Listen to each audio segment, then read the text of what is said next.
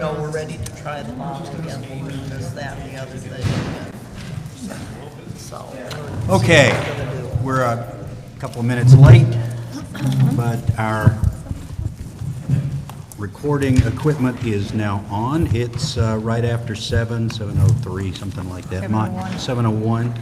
And so I'm calling to order the Board of Directors meeting for January 25th. And the roll call is everybody's here except Sarah and Mike.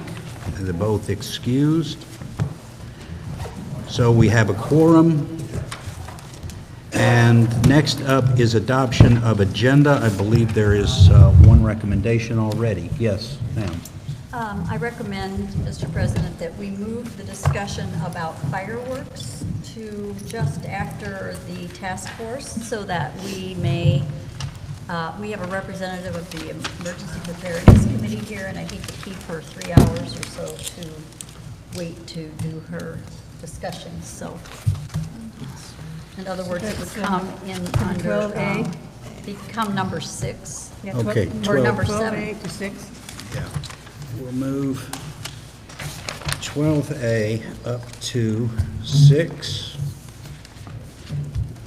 And then maybe do property owner comments and board comments after that.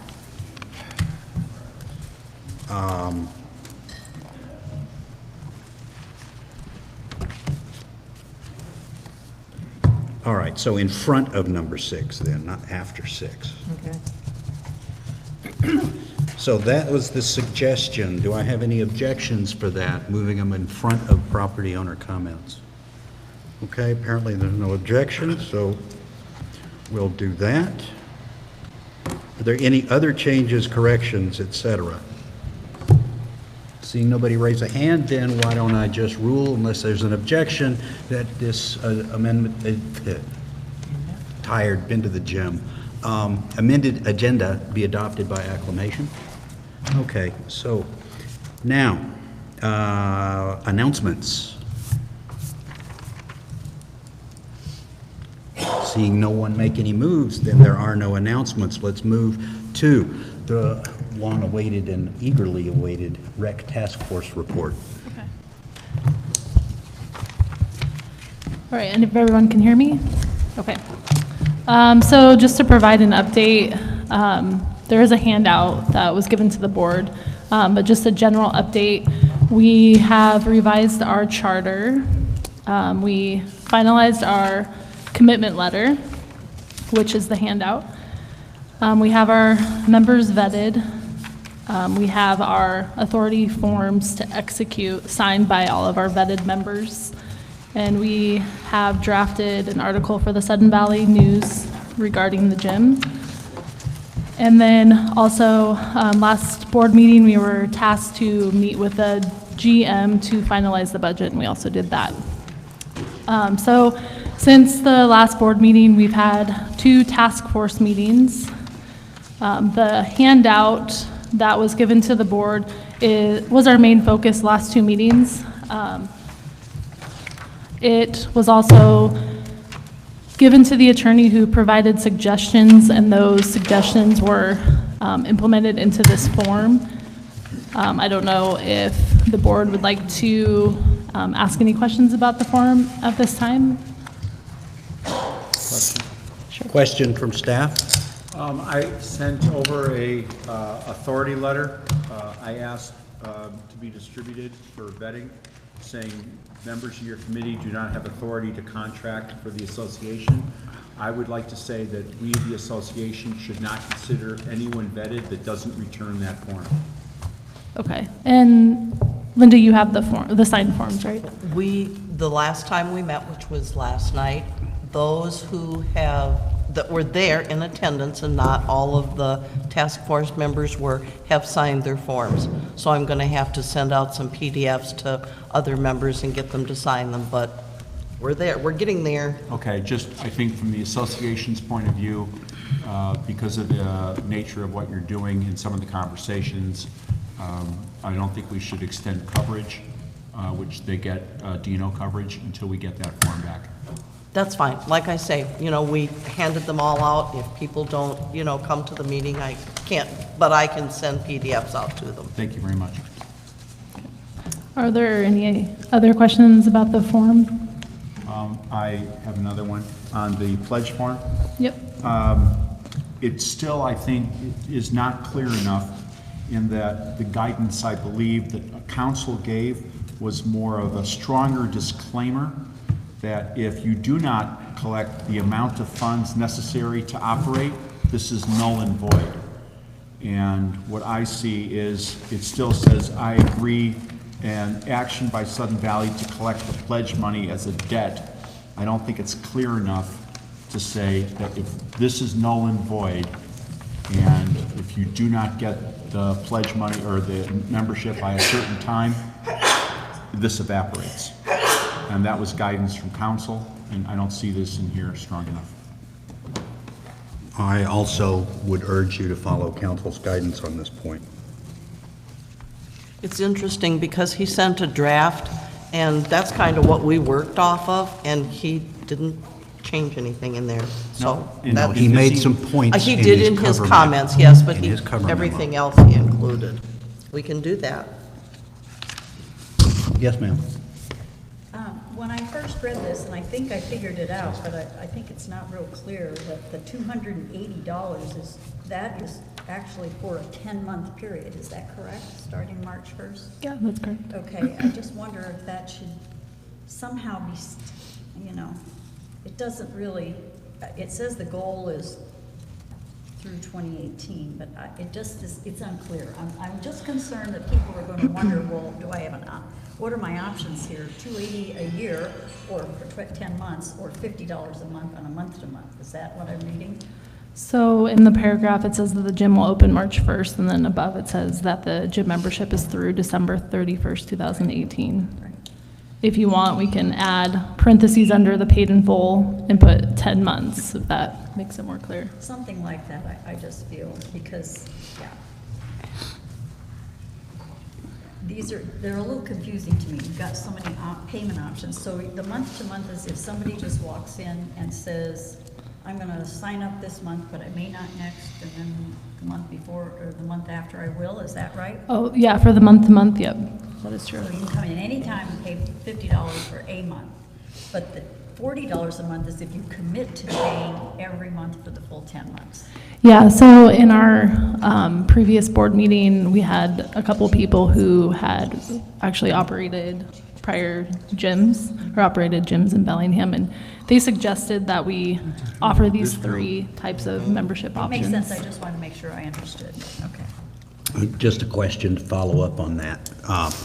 If they have paid an enrollment fee of $50 and then they pay a membership fee for that month of 50, and let's say they're going on vacation for a month, so they go away, they come back, do they pay that enrollment fee a second time? No, just the one-time Okay. enrollment fee. You might put that somewhere in maybe the bullet points down below. I can just put one-time enrollment fee. I mean, Something like that, yeah.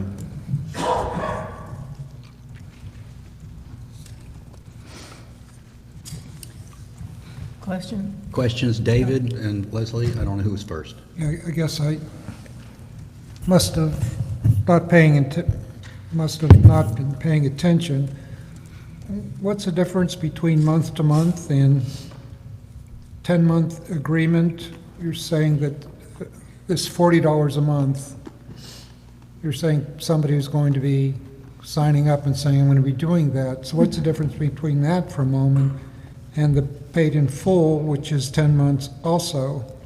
I don't understand what the difference is. so the paid in full, as we discussed at the last board meeting, that's if somebody says, I'm committed to paying 10 months, but I'm going to actually make my entire payment now instead of month to month through ACH or direct deposit. So if somebody says they're going to be paid in full, that means tomorrow we'll receive $280. So If they do a 10-month agreement, that means we're going to receive $40 each month.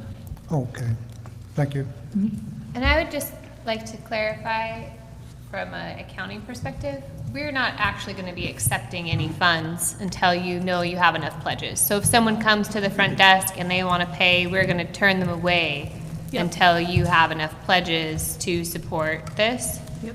Great, because it would be very difficult to track to get people back their money. And then I had a second question, if that's okay? Oh, sorry. Leslie had a question. If you can hold on, please. How are these going to be distributed? Well, I could continue down. So with these commitment letters, we'd like the board to give its okay on the form tonight. And if the okay is given, then we want to put the form on the Sudden Valley website. And then we're also going to provide it to communications so that they can maybe do an e-blast.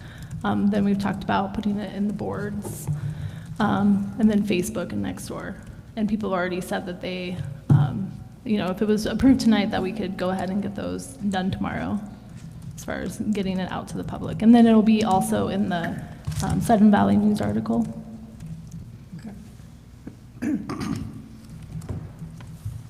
Jennifer. It says, under your asterisk, that all fees are subject to change depending on the dollar amount of pledges received. Would you then be collecting on more than someone pledged? No. Okay. We had an extra parentheses in there to say lower, but then people thought that was confusing as part of the task force. So obviously, if you've only committed to $280, you wouldn't be expected to pay $300. We just wanted people to realize that if we meet our goal, or if we raise more than our goal, that we can then think about lowering the membership fees. Thank you. That, I'll just add, that is another strong reason to incorporate the attorney's point about clarifying that this terminates if you don't meet your pledge, and just sort of explaining somewhere on the form that there are various options. You might be able to lower the fee, you will not raise the fee, and if you don't make your pledge amount sufficient to cover the costs, then this is all over with. Those 3 bullet points kind of wrap up the mechanics of what you're trying to accomplish. Okay. Who else? Eric. If this moves forward tonight, we want to definitely get it in the views right away. The deadline was a couple of days ago. However, we have the views here tonight. Can we not print tomorrow and print early next week if this passes tonight? Yeah, we're printing like Tuesday or Wednesday. Okay. At this point. And I'm just probably going to dedicate a page to just print this in full. Put it on the outside so it's easy to cut out or something like that. Thanks. Yeah. Thanks, Brent. I need to. Thank you. Any other questions? Well, then we have a need for a motion to consider going ahead, and probably a separate motion, just to keep things simple, just with regard to the form itself. So do you want me I'll just motion for the form. So I motion that the board approve the SVCA gym pledge form with the suggested changes of the attorney, Okay, moved in second. I might suggest that we actually have a motion and a discussion and a formal vote on whether or not we actually want to go ahead with this plan before we vote on. So do you mind if I table that? Let's just table it until we have the overarching thing. So make a motion on the board adopting the plan that the REC task force has come up with to attempt to get sufficient advance pledges to keep the gym open. And I'll second what he said. Okay, did anybody get that down? No. No, okay, let me try and make it a little more formally then. Vanessa moves that the board adopt the rec task force's recommendation to attempt to gather pre-commitment pledges sufficient to enable the gym to operate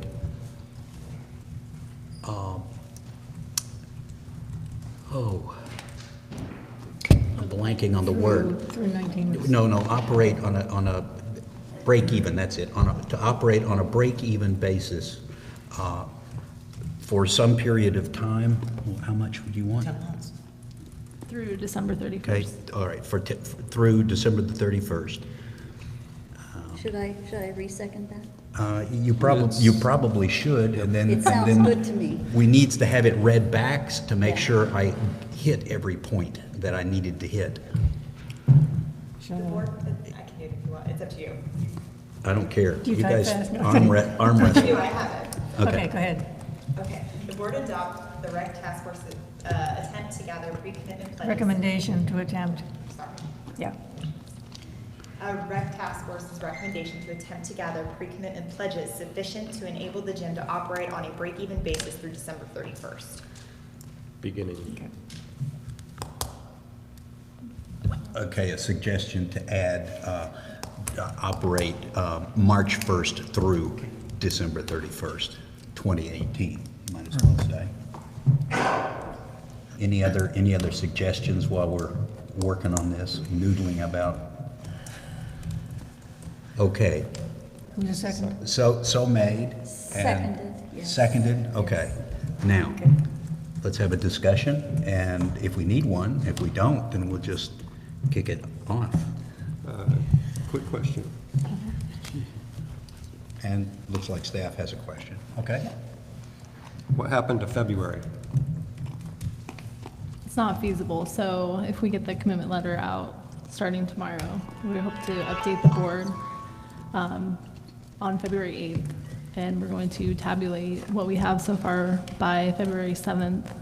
So even if, we're 50% there by February 8th, you're looking at hiring, and I just don't think it's feasible to do that in 2 weeks. Now, if we raise $100,000 by February. Oops, that microphone stopped Microphone working. stop. See if this works.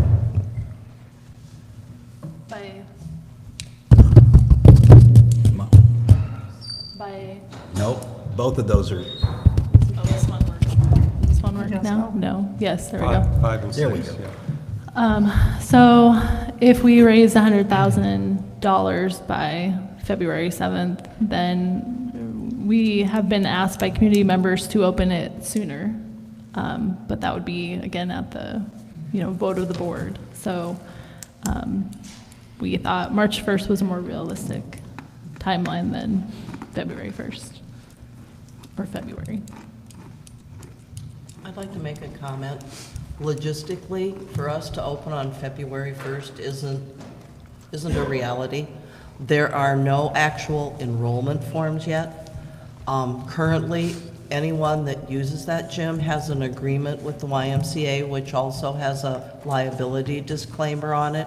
No one will have submitted money by then.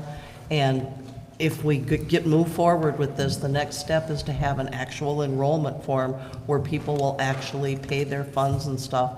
If I'm not mistaken, there's going to have to be computers put down there. There's going to have to be a link made. I think that's kind of part of the whole thing with this.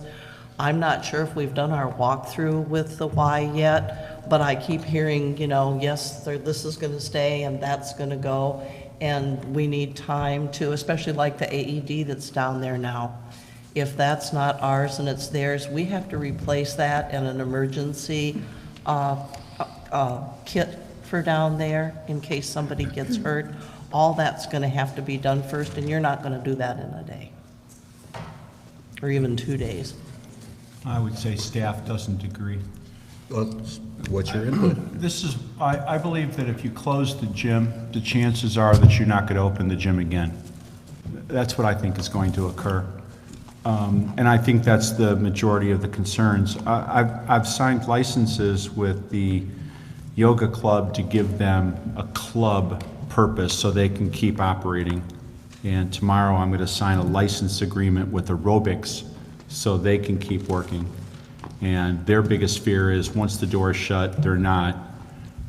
I think that we could probably keep the doors open for a limited amount of hours during the month of February, not the full hours, but I believe that we can keep it open while they're marketing the pledges to get full membership by working with Ken's Cozy Kitchen and putting a strike plate on the door to get people in. I think it can be done. It's a limp, and it will not be the full gym that we want. But I think if you shut it down, you're not going to open it again. Well, I have to say, I'm hearing a very compatible process. You say we can bridge February and limp along until they get ready for their March 1 opening. The word limp is very important here. It's either that or close it. And One for, or the other. and for that reason, I believe that there are people that we can count on as a volunteer basis. They're nodding their head to help me with this. I believe that we could do it. I think that we should let the YMCA walk out the door and let people pay us a flat rate for the month to be there and apply those costs to Ken to have him provide coverage for opening the door a certain amount of hours a day. Okay, actually, that's an interesting plan, and it's not terribly pertinent to the motion, which is, but it's very interesting in that it addresses your question of what happened to February. Well, staff has graciously figured out how they can, not only figured out, but apparently you've done some talking with people, so that we Just remember, can, limp is the important word here. listen, operate better than the alternative. Yes, I think that that is a very wise move. It does dovetail to what they want to do. In If any it event. shuts down, it's gone. Right, in any event, whether or not the board decides to do that is not germane to the question of whether the board decides to adopt the recommendation and plan. Sir? Just a really quick question. So, could we all agree that this is information that the rec committee could have used? Could have used? Yeah. It would have been awfully helpful to know that this was a possibility. It seems there's a lack of communication between two parties. Oh, I'm sorry, I provided this information to Linda. No, not opening it in February. Yeah, I said, I think you can use Ken, and Ken called you the other day and He tried to did. talk to you about this, and he felt shut down, but I shared this with you, that we could use Ken's Kitchen, we could probably limp through it. I had shared that Not- if you shut it down, it probably will go away. I don't like to argue with you, but I don't remember having the conversation about February. I think we talked about the logistics of, I still see, and maybe it's just me, that if you let people in there in February, do you have the enrollment forms that people are going to sign that are waivers of liability? You know, we may have some of the old forms, which is just perfect, and maybe if you're going to do this, we should look at that because we're not going to be collecting any income from these people. Let me say again. Okay, I know, we're This getting- issue about February is not on our plate right Gotcha. now. It's not on the table. The rec task force said we need to open March 1st. Okay. That's their recommendation. Yes, ma'am. I'm just wondering if the task force has looked at the possibility of, and if so, what were the results of doing a bare bones, just card swipe type? I know you've had, I All of us understand agree. you're shaking your head. You are, but. Let her finish the but question and then we'll get answer. What I would like to know is have it communicated to the entire board why. Why can it not be done that way, and why do we need to go this route rather than something much simpler? Now, there's a good question. Why? Okay. So we talked about it multiple meetings about using the swipe cards. Members had brought up the concern about security, just not feeling secure if they came into the building by themselves and didn't have a staff member present. We also talked about it as being a more long-term solution or something that we'd look at later on. Many of the members that came to the task force who had operated during transitions between opening and closing a gym or closing and opening a gym, that they said you'd want to stick to what we have currently. So we try to stick to keeping it open the 87 hours, but it is something that we want to look at down the road. Same with the different insurances like Silver Sneakers. It's just our main focus was how can we get the gym open as early as possible, you know, and it being March 1st. What is it that we could get in place right away and still provide the same level of service we were providing before? Okay, does that answer, Yeah, whether you're satisfied or not, does it answer the question? it answers the question. Thank you. Any other questions? David has. Yes. Yeah, Dave? Yeah, it still feels like we're mixing apples and oranges. I mean, my understanding is, the initial thing is the 10 months, starting March 1st. That's what's Yeah. that's what's on the table to discuss, yes. Right, it feels like we're discussing the bridge, which is a different issue. It seems to me we're out of line, even, you know, if we're going to go ahead with the one, fine. Then the other thing is, how do we get from here to March 1st? Seems to me they're two separate issues, and all of the discussion has been around the issue that isn't even on the table. Yeah, not quite, but I think everyone agrees with your point, and we're trying to stay on the rec task force March 1st through the end of December. Right, can't we just vote on that issue? And Call then the the next question. thing, we'll call the question. I call the question. Okay, the question has been called, and unless there's someone that wants to discuss further the rec task force, then recommendation, I don't see any hands raised, then all in favor of that. Wait a minute. Does this include your form?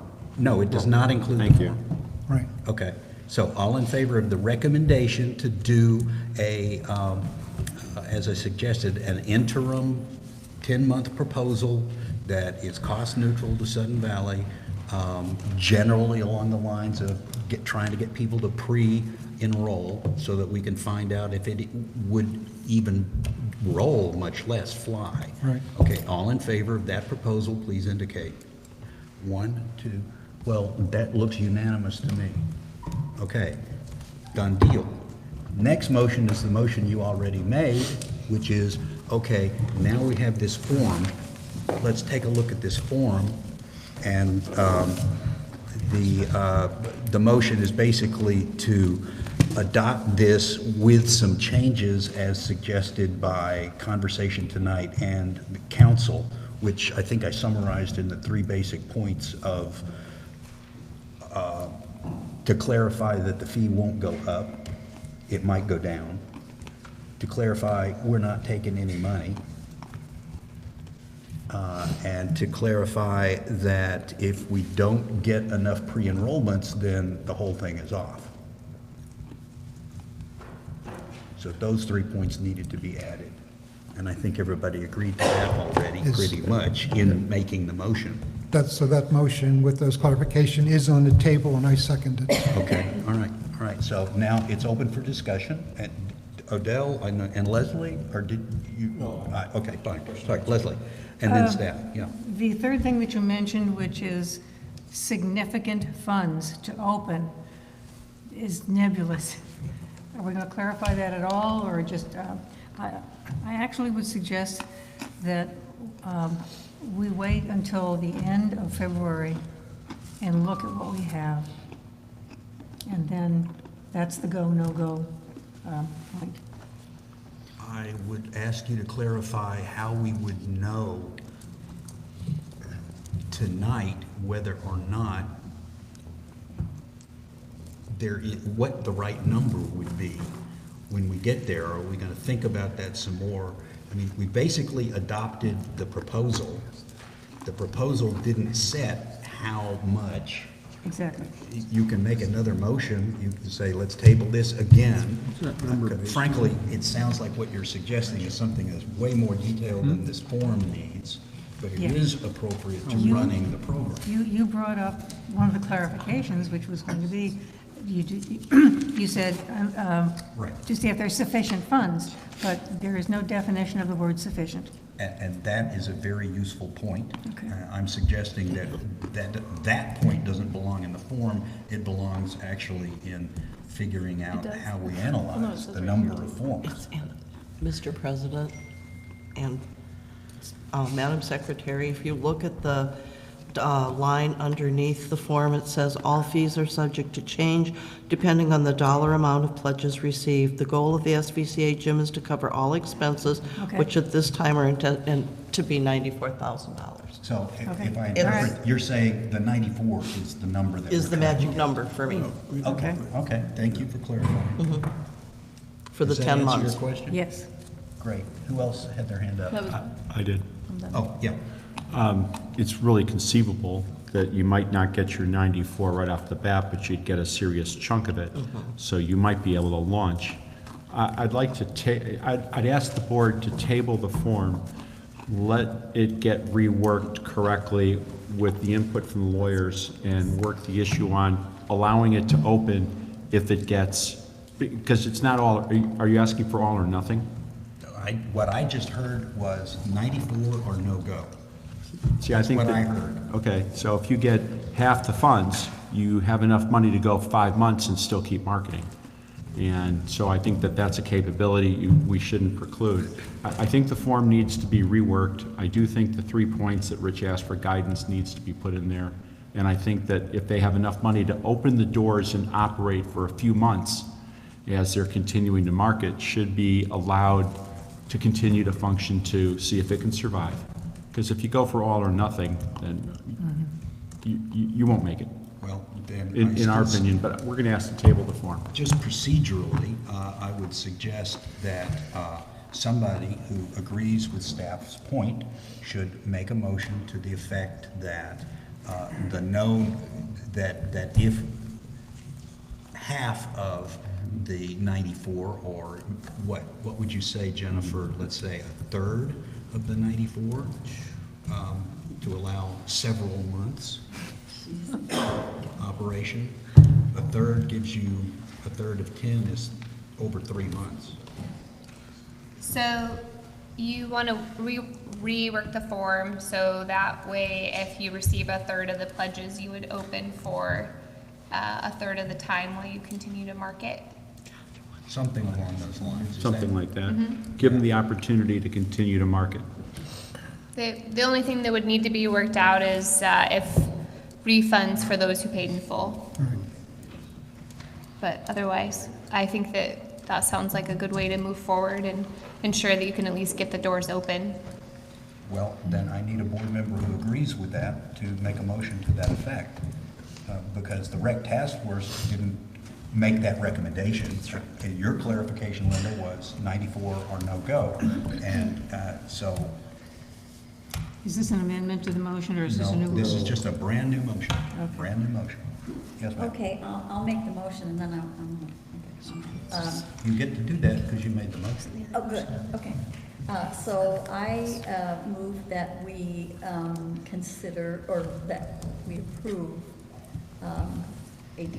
that we make a determination at some point if we have enough money to open for a lesser amount of time than the 10 months, depending on, by the end of February. I guess, is that what we do, is by the end of February we make that decision? Or does it need to be sooner? Well, the two questions. How much are we gonna, in other words, are we gonna open if there's only enough money to do 1 month? Are we gonna open if there's enough money I think to you do need to do 2 three. or 3? This is why, let me ask my question before I make this motion, because this is going to depend. Are there upfront costs? I mean, we have to hire someone, I mean, there are a lot of, I'm just concerned that there will be a number of upfront costs that we're going to expend that will be over and above the average of what a 10-month period would be. And so I really can't say what amount would need to be collected. I think that would have to be something the task force might be better able to say. How much would we need to run it for 3 months, given the fact that we front-loaded?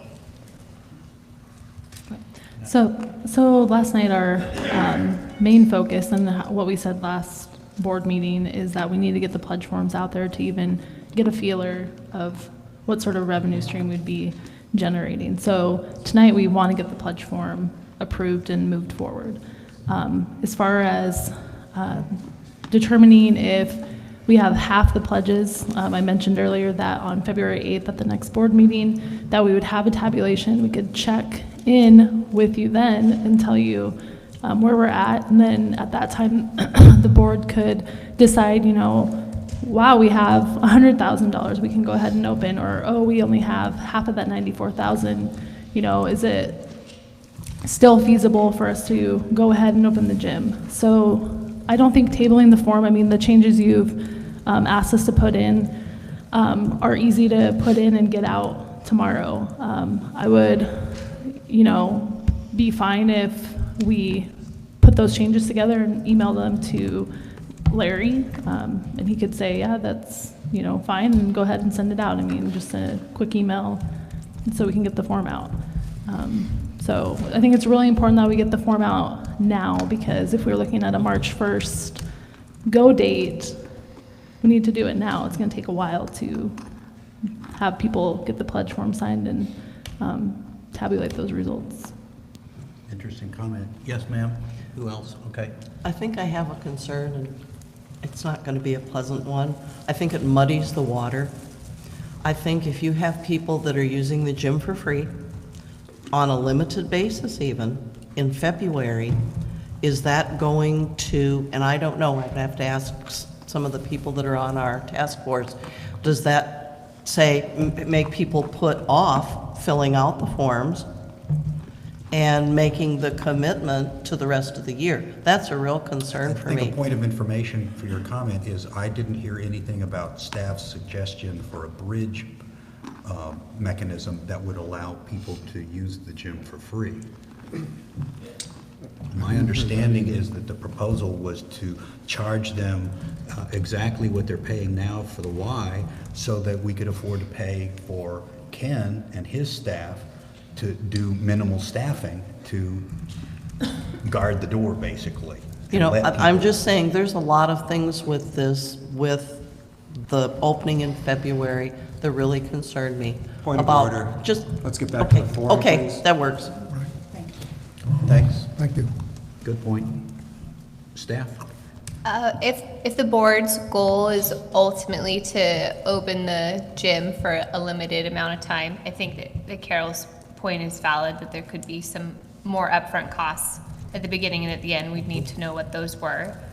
But additionally, this form doesn't say that. It doesn't give you that option as presented here tonight. This form, as I understand it, would be null and void if not all of the 94,000 were received. So if you only got half the pledges, then you wouldn't be able to open it with half the funds, because you're not guaranteed those funds. The form as worded would make it somewhat obligatory to terminate, and you'd have to go back and start. So the form needs some reworking. If there is going to be a discussion on the 8th that says we might open for less than the full 10 months, this form has indicated you're in for 10 months, but now there's a possibility it might be less than 10 months. So there is a difficulty there, although I do appreciate your comment. I understand where you're coming from. All right, who else was first?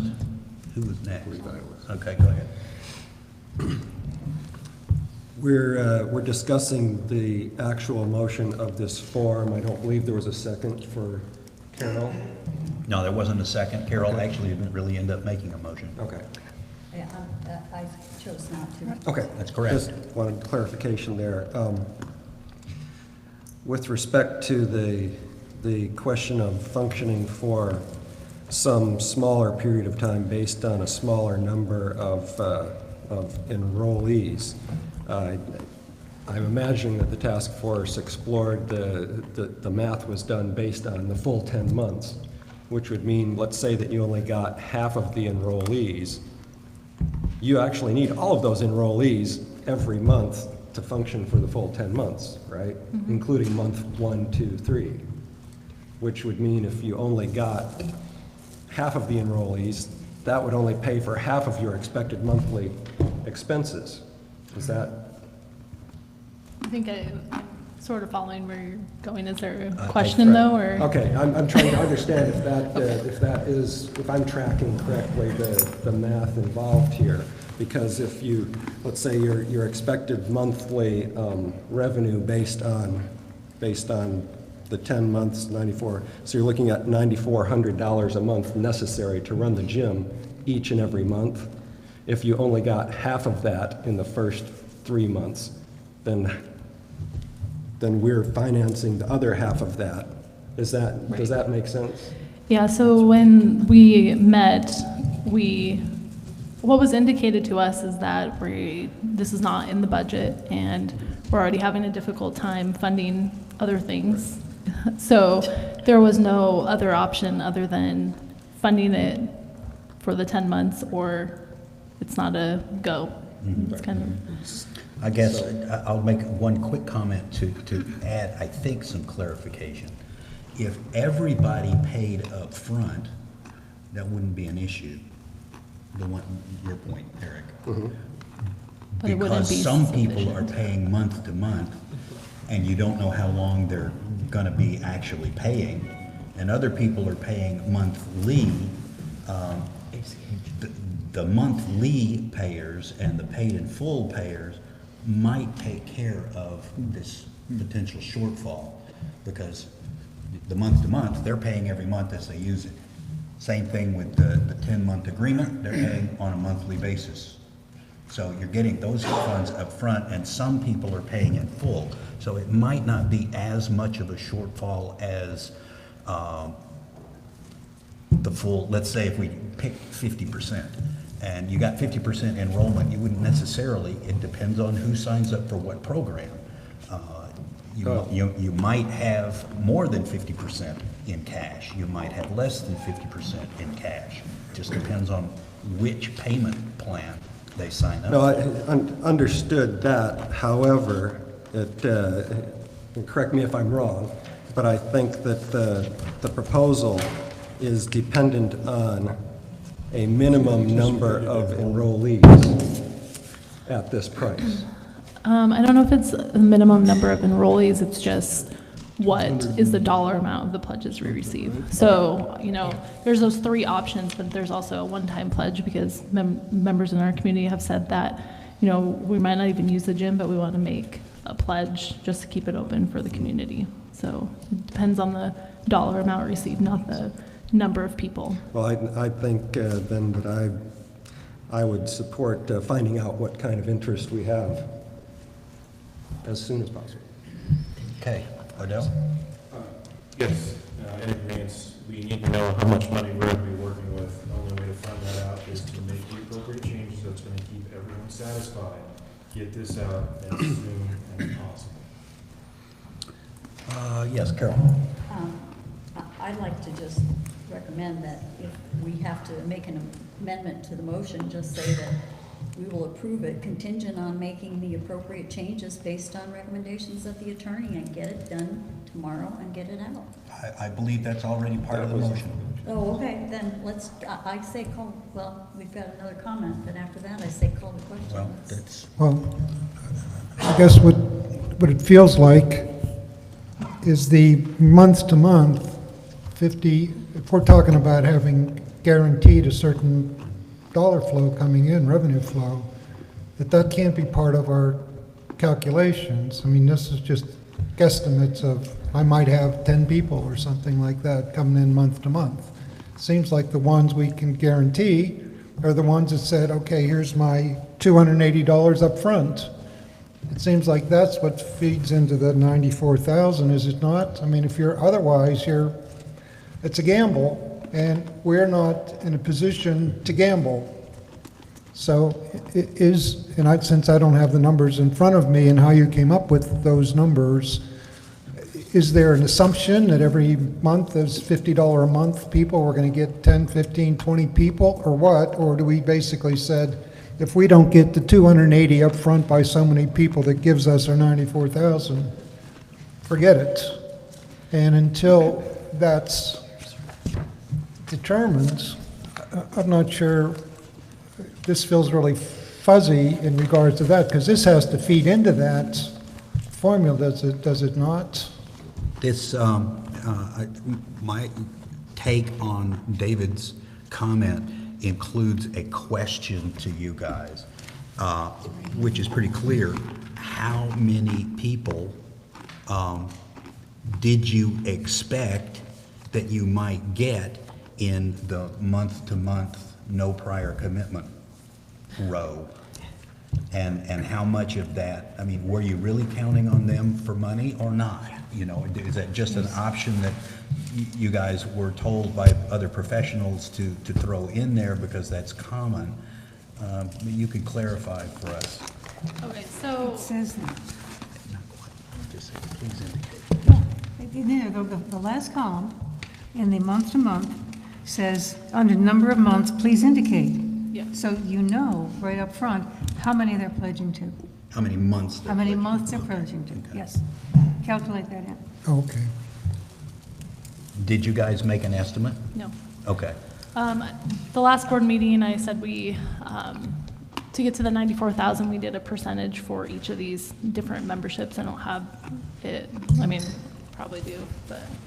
You take me a can't, yeah, you second. can't find it. But, real I quick, mean, yeah. we use the percentages, talking to people in the industry as far as, you know, what percentage of the 240 people, which we took down to 90% of 240, I had this conversation last board meeting, so that left us with 216 people, and of that 216 people, what percentage would sign up for the month-to-month, the one-time, not month-to-month, the paid in full and the 10-month agreement? And that's the percentage we use to figure these fees out to arrive at the 94,000.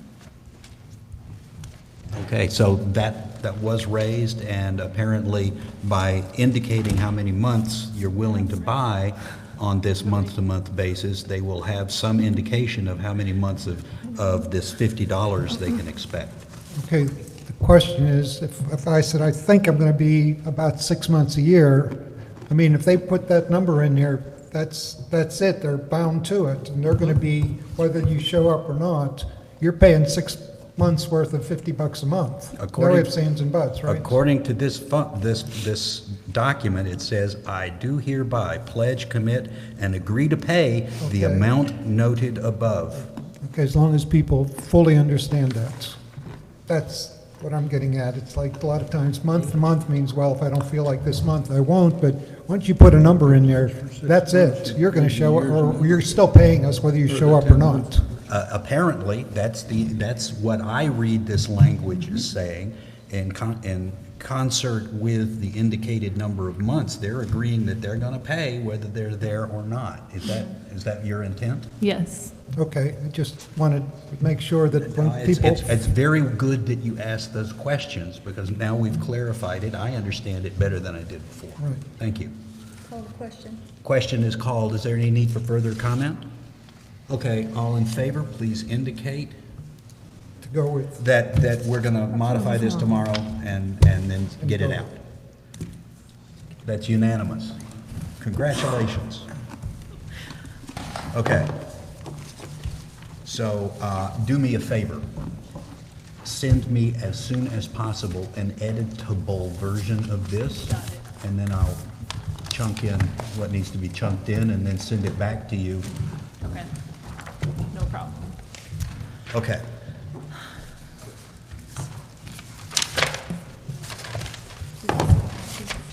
Let's see, that's the update and the handout, and you have the charter. In the packet. Yep, page Are- 4. are we going to be talking about the bridge? I mean, we have two things. One is the program from March 1st till December 31st, and then we said, okay, we're going to do the form.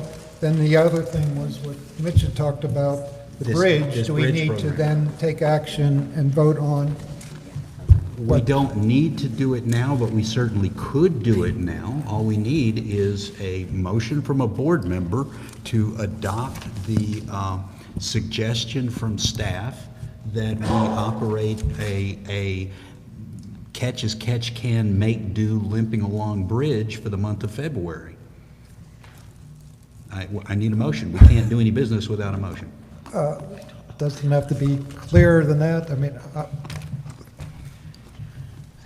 I move for just to get the ball rolling. I move that we do that. Okay. Second. Okay, the motion, as I understand it, is to operate a very limited bridge program for the month of February as a bridge between the Wise closing and the possible opening of the Rec Task Forces program. Can we give just a little bit more to it? At a minimal fee, at a previous fee, at a tree or whatever? Oh, okay, the members would pay, or users would pay, they're not really members anymore. Users would pay the exact fee that they've been paying to the YMCA during that month of February. Does that make sense? And that's the way I understand the proposal.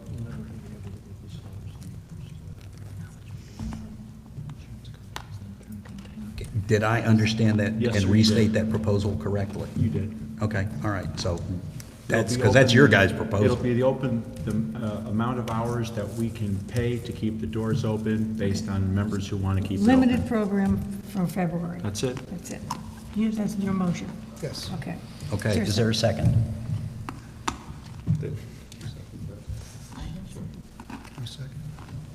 Is there a second? Well, maybe I did. Yeah, I think you I'll did. Yeah, I second thought you it. did. What the heck? I think you did. Was it Carol? Yes. Yeah, Okay. that's kind of surprising No, that I nobody think I wants to did. say. I think I just couldn't remember. Oh, okay. I thought somebody else I would have said done it but myself. wasn't I couldn't remember. Okay. Waiting for Godot. Okay, so motion made and seconded. It's been pretty much explained. The motion itself explains it again. Any further discussion? Yes, sir. And Leslie?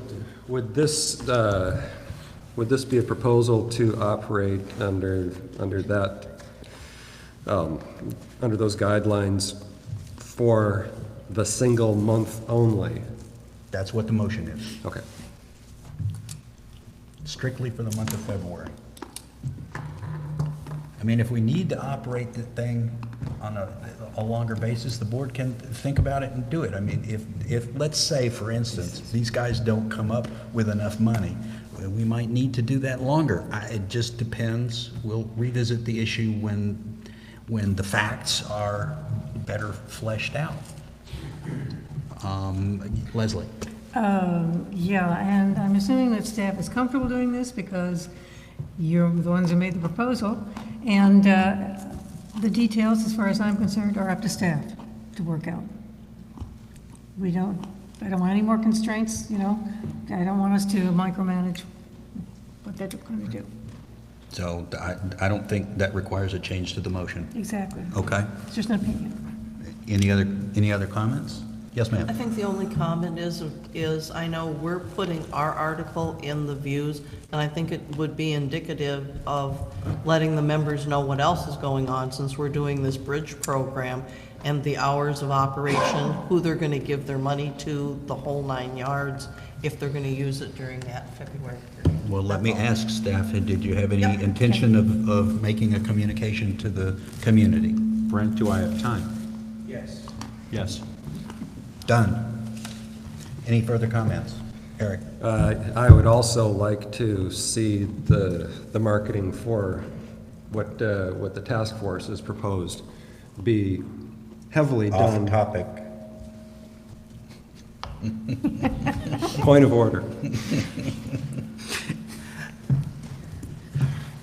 That was a gotcha. No, it was just off topic, it's like, I'm sorry, I call them as I see That them. was good. Call the question. The question has been called. Is there any objection? All in favor of the motion, please indicate. That's another unanimous. Hot dog. Okay. I am immensely grateful for the work that the task force has done and has been doing and that will be doing to get this on the road. I'm immensely grateful with the work that staff has done to ensure we have some sort of a bridge program, and let's hope this thing works. Okay, thank you for bringing that up. Now let's move to charter. We had started looking at this last meeting and tabled it to tonight.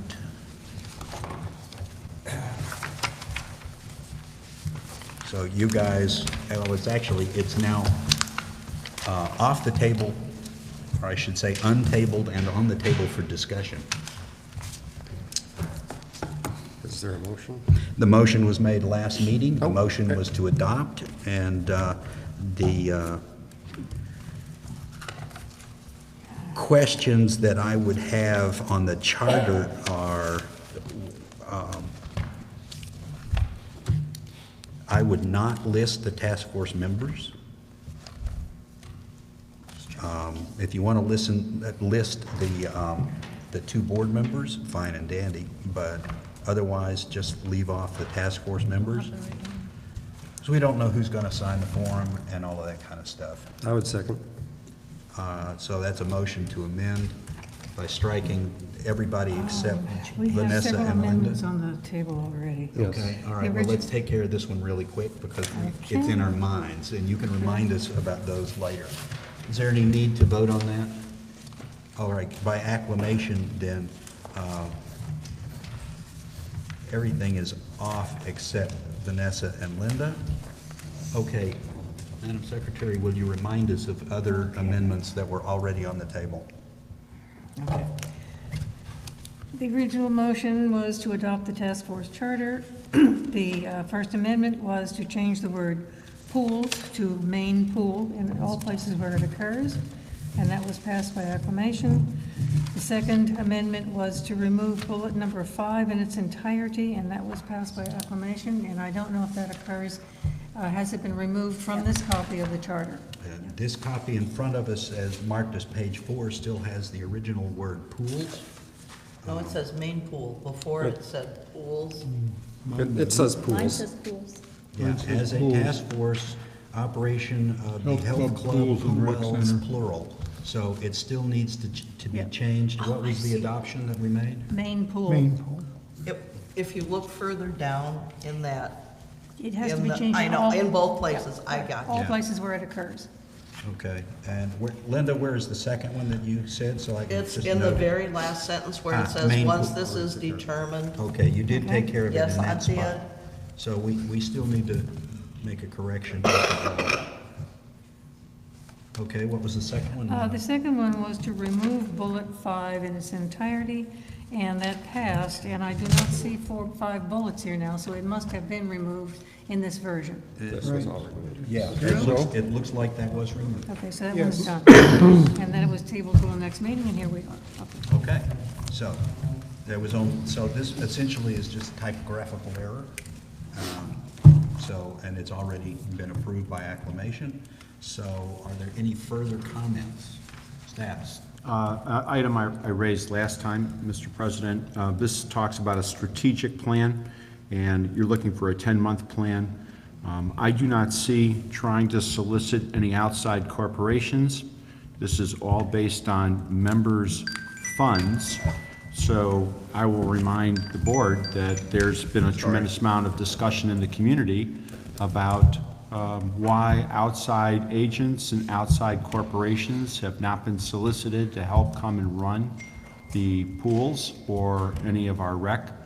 And so I'd like to ask why that's not included in here. It's only limited to internal funding. I will point out one thing that Linda and I have shared. She's been an ace and she's held it, so you want to go ahead and mention it? So we already have an offer okay? We have an offer from Bellingham Bay Swim Club for $18,000 to use the pools from 6 in the morning till 9 in the morning. So that's an example of us working with outside companies to bring in additional funding. I think that we need to look for more of those to offset our own costs. So I think we need to look at, all right, where's the outreach to other partners, other corporations to offset this cost? Okay, I will point to the last listed bullet. Establish guidelines in considering fees for outside trainers and providers of services offered by SVCA for recreational programs. That seems broad enough to cover your point. It seems broad enough. You think about it and let me know. Other people on the board think about it too. Is that broad enough to cover the point of having conversations with outside vendors and outside providers? Because I think staff's point is it's not necessarily just a vendor per se of a particular service, but someone who might be willing to actually operate the facility for us. I would like to know if that's the focus the task force will also work on. Actually going out and trying to find those corporations, not just to come in and I'll be your trainer, and this is how much I'll charge you to train for weights, or I'll be your instructor and teach you how to swim. How much we're going to be able, or they will go out and find corporations to come in and operate. I seem to remember that was a pledge from several people that ran, saying association needs to have outside experts come in and do this and pay us rent. I'd like to see them try to do that.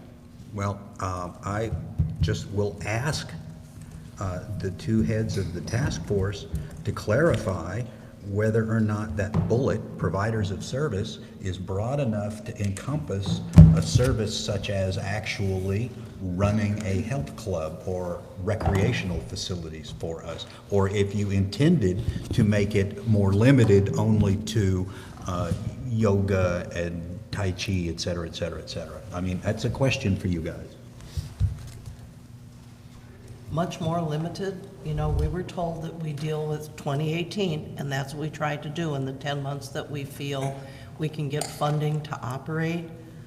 I know Leslie had asked before if we had seen anybody outside. I haven't. There are trainers and stuff. This referred to basically, once the club is open, there can be trainers that come in.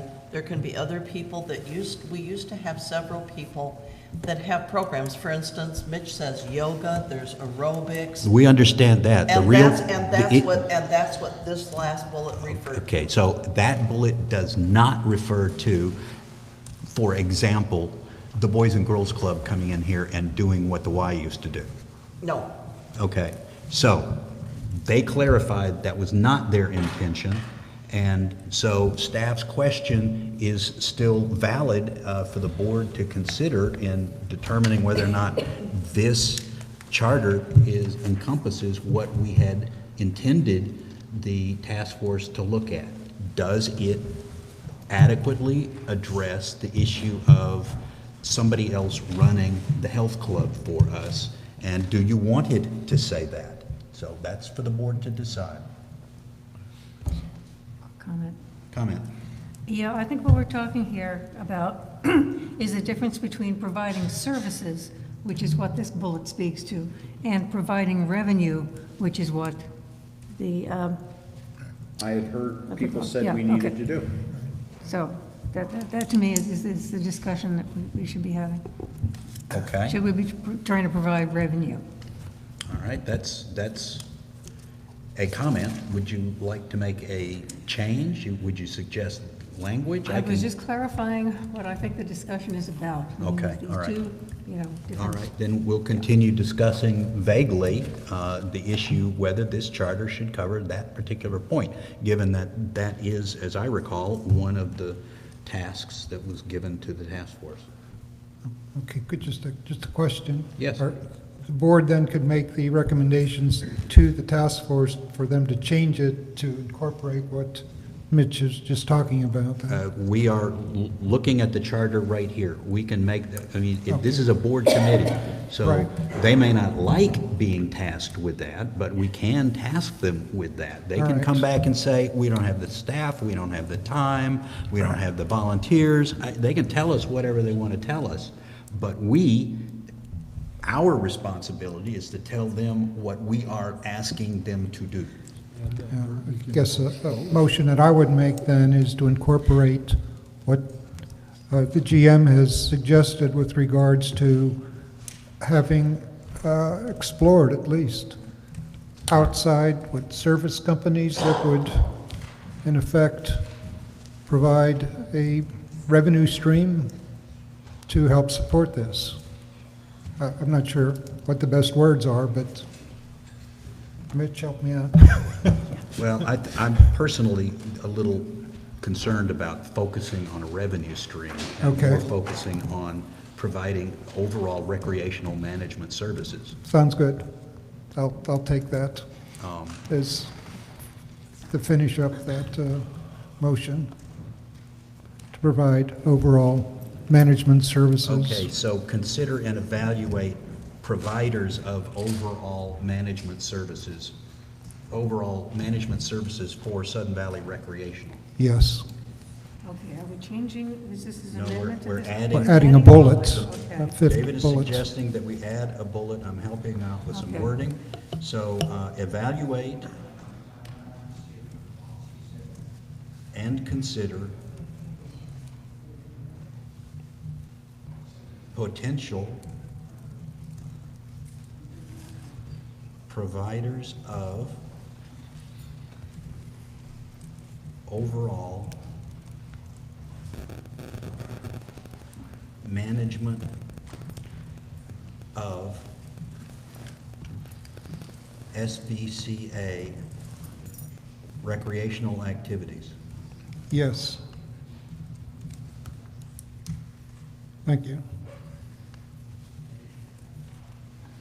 Okay, so David has suggested that that bullet be added as bullet number 5. Is there a second to that? I don't see a second to that, which surprises me a bit. We did talk about this when we established the task force. It seems covered, don't Yeah, it? I think it's already covered. I don't. Okay, well, there's no second, so there's nothing to talk about. No one wants to discuss it. Mr. President? Yes. It was my understanding that this task force was being convened for a situation that was becoming emergent. So, by that definition, this task force had much more of a tactical application, not a strategic application.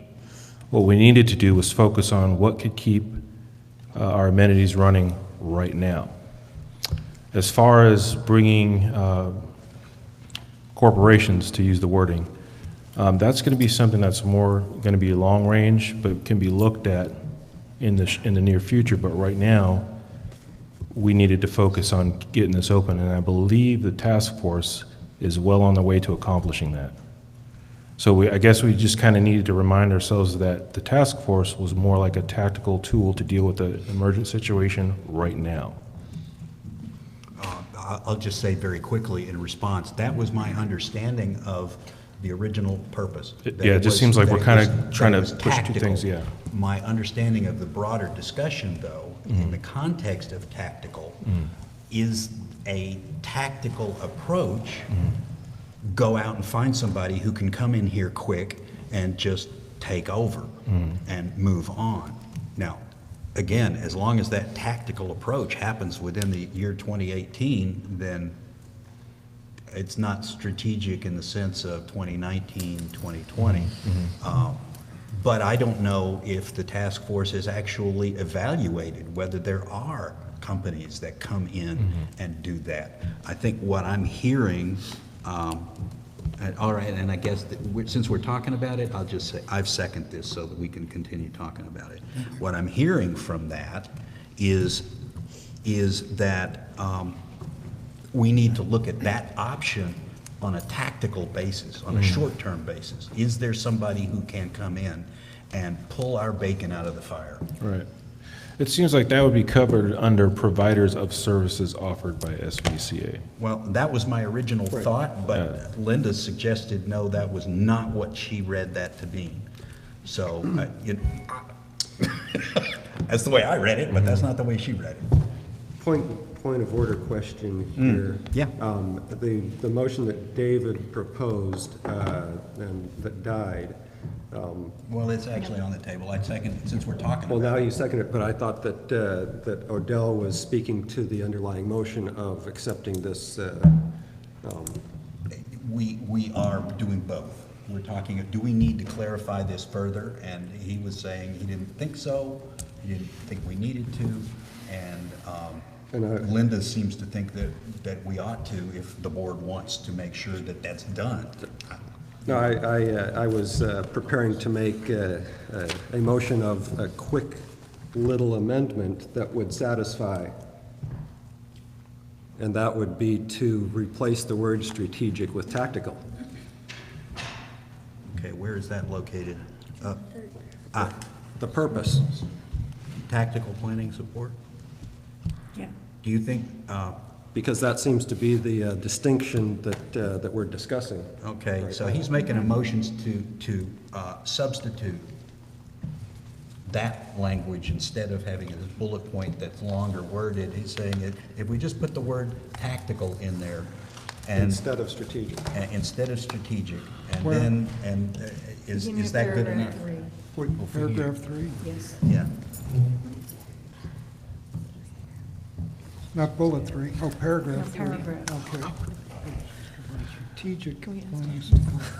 You're saying put tactical in there? Tactical instead of strategic.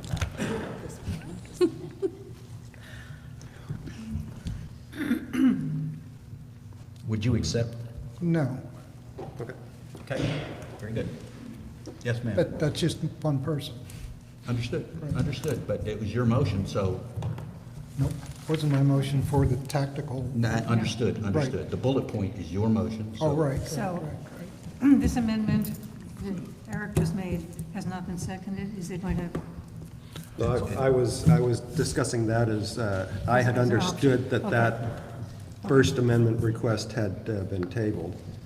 And so I was Yeah, preparing okay. to make that suggestion. so this one And, goes and And my apologies for not being very clear, and allowing discussion to go on without a second. That's why I retroactively seconded it, because we hadn't had a second, but yet we ended up talking about the bloody thing anyway.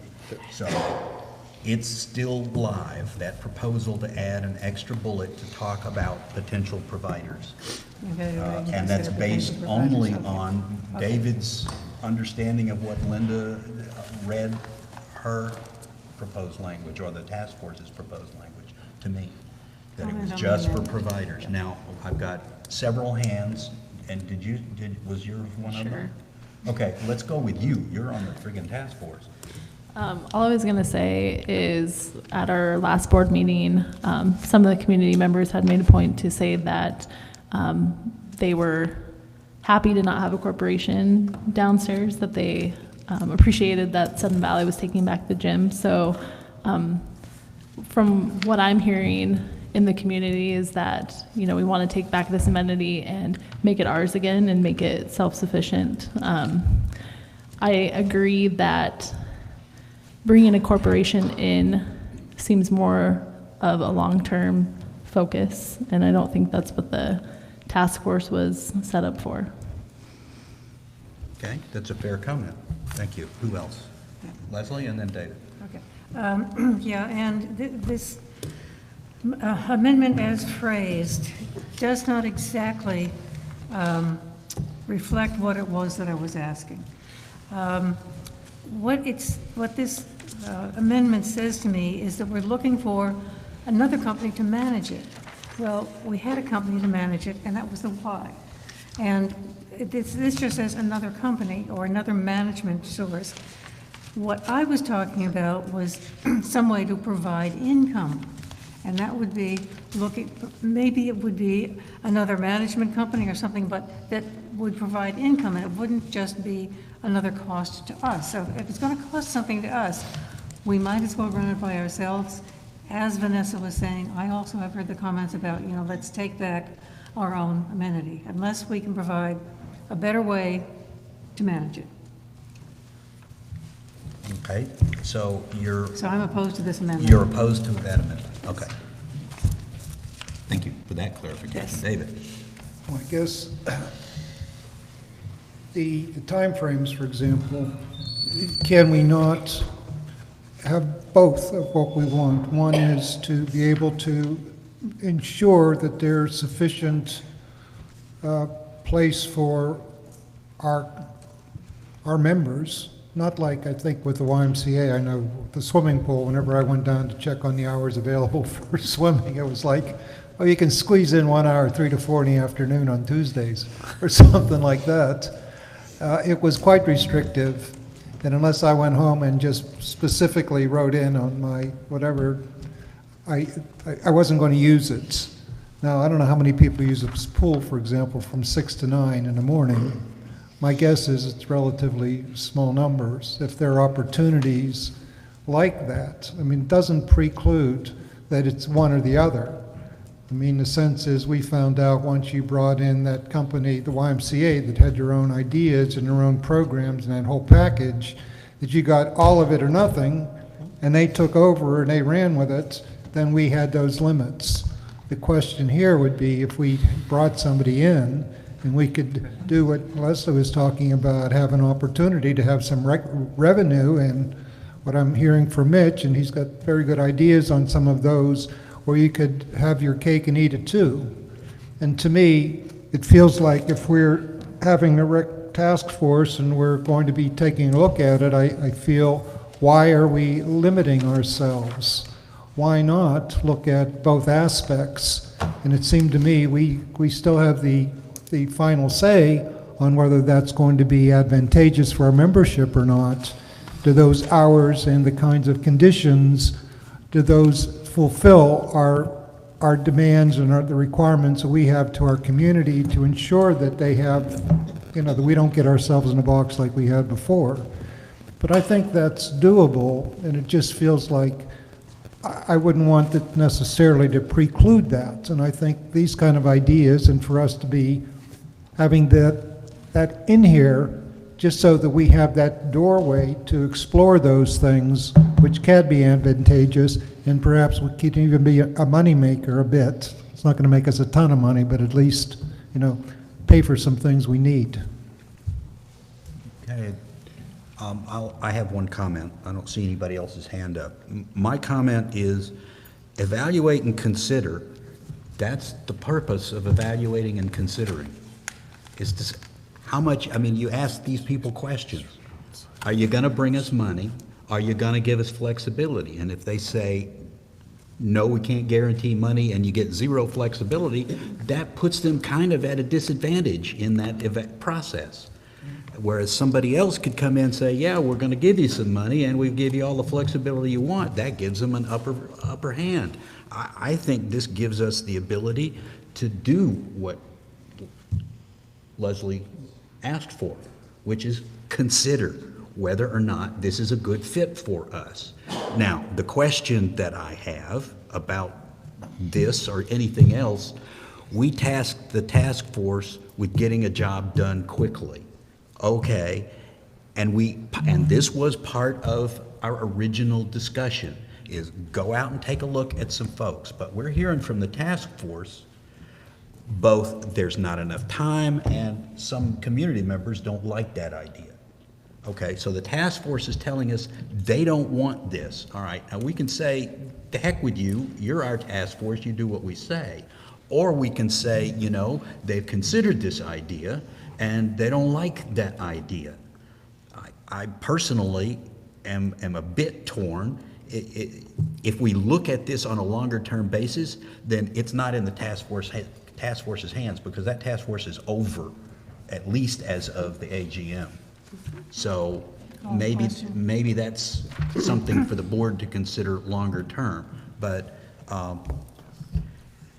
the question on the amendment. okay, let's do that. Any other questions or concerns? Then all in favor of the amendment, please indicate. Okay, that fails.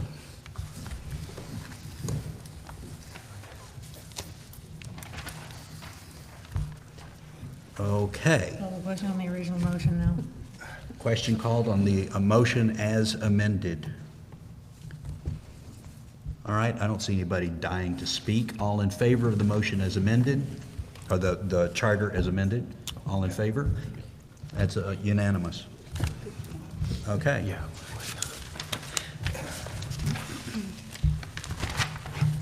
Vetted volunteer approval. I think we've already dealt with that. We need the volunteers to be vetted and approved, and so once staff still gets. have those other once- forms Once that staff I gets that'll be taken care of. It's working through, we're satisfied, they're working. Right, that's, we don't need to spend a lot more time on it.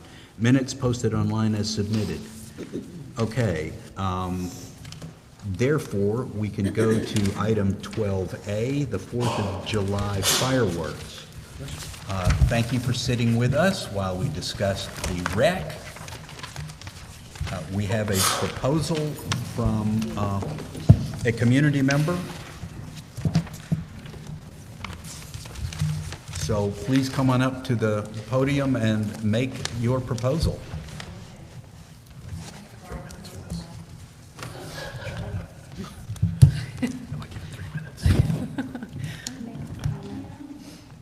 Oh, Carol has a comment. While you're coming up here, Carol has a While comment. she's coming up, just wanted to mention that in your packet on page number 81 is a letter or an article that Ellen Bamford wrote last year regarding fireworks. This is a new article. Oh, this is a new one that's Yeah, he's this proposing art to, that he's he's Brent's gonna actually post. submitted for this year. Okay, very good. And I'm sorry, you don't have that, but if you go online, you can look at both. Should I just read the whole thing? Is that okay with you guys? Okay. For the past several years, the EPC, which is the Emergency Preparedness Committee, along with the Sudden Valley CERT, which is Community Emergency Response Team, and the local ham operators have worked together to make the 4th of July celebration possible at the marina. We can no longer do this for the following reasons. Because the marina is one of the few places in South Whatcom that allows fireworks, the valley is inundated by people from all over the county. This is no longer just about our community. The crowds are too large for us to manage. We have done our best to inspect and limit the fireworks before allowing them into the dog park, but people still manage to sneak in outlawed fireworks. Our volunteers have no real authority to keep participants from firing them off. Thus, it is becoming too dangerous for the volunteers and the community at large.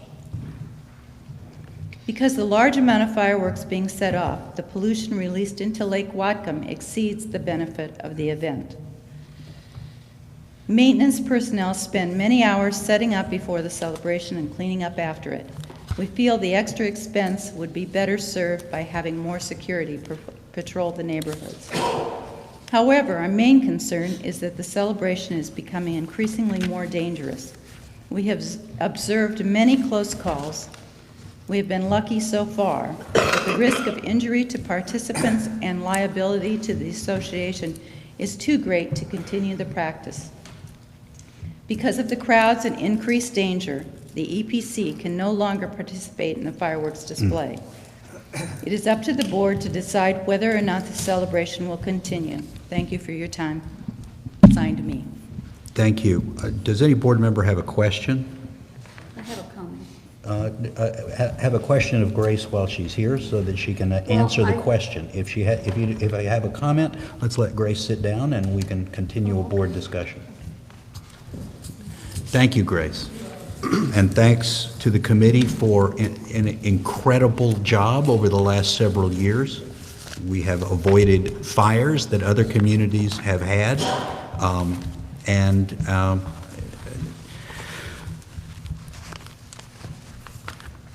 I'm saddened by this recommendation, but I understand exactly where it comes from. All right. Now, we need a board motion to decide what to do about this committee recommendation. We can table it, we can decide it tonight, we can think some more about it, we can do a lot of different things. Comment. Comment? I want a lot more information before I'm prepared to make a motion or vote on one or make any kind of a decision tonight. I would like to know what our other options are, and within the next month, I think we can get a lot more input about, you know, what are the other things that, that we will do, and what, you know, lots of what-ifs. Lots of what-ifs. Yeah. Carol, you had something?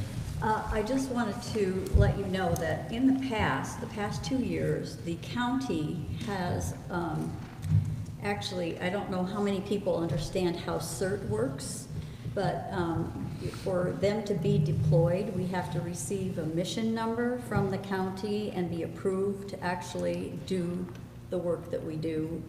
And so we've been out with our vests and our ham radios and so forth, trying to monitor the situation.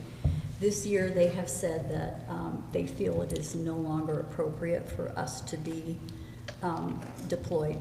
As CERT. As CERT. So you would need to find volunteers who, because there's no mission number, they are not covered by insurance by the state. By the state So they're no insurance. longer considered emergency workers by the state in order to do this job. So you would just have to find volunteers who would be willing to do it without any insurance coverage, et cetera. Well, not quite correct. Point of information, as we were reminded by, actually last year, by our insurance provider, any volunteer is covered under our existing In our- insurance policy. Yes, correct. So, policy. So, if they are a volunteer and they've signed our typical volunteer form and they're, you know, willing to do that work, they're covered under Sudden Valley's I insurance policy. understand that. I'm saying that the CERT team cannot, as a CERT team, be deployed to do it. I understand that, and that's perfect comment. Sir? I agree with Leslie that I'd like to have a little more information before a full discussion and vote on this. For example, item 3 is fairly a hyperbolic statement about stating that the pollution released into Lake Whatcom exceeds the benefit of the event. I'm not sure how that was scientifically arrived at, but that's just an example of the questions that I would have before making a decision. I'd like to table this. Let me make a comment too, and then we'll get staff. I understand the issue of pollution. It has come up down through the years as a reason for not, and sometimes it has been dismissed as not being that much of an issue. I simply don't have the right information. That's exactly what I'm asking for.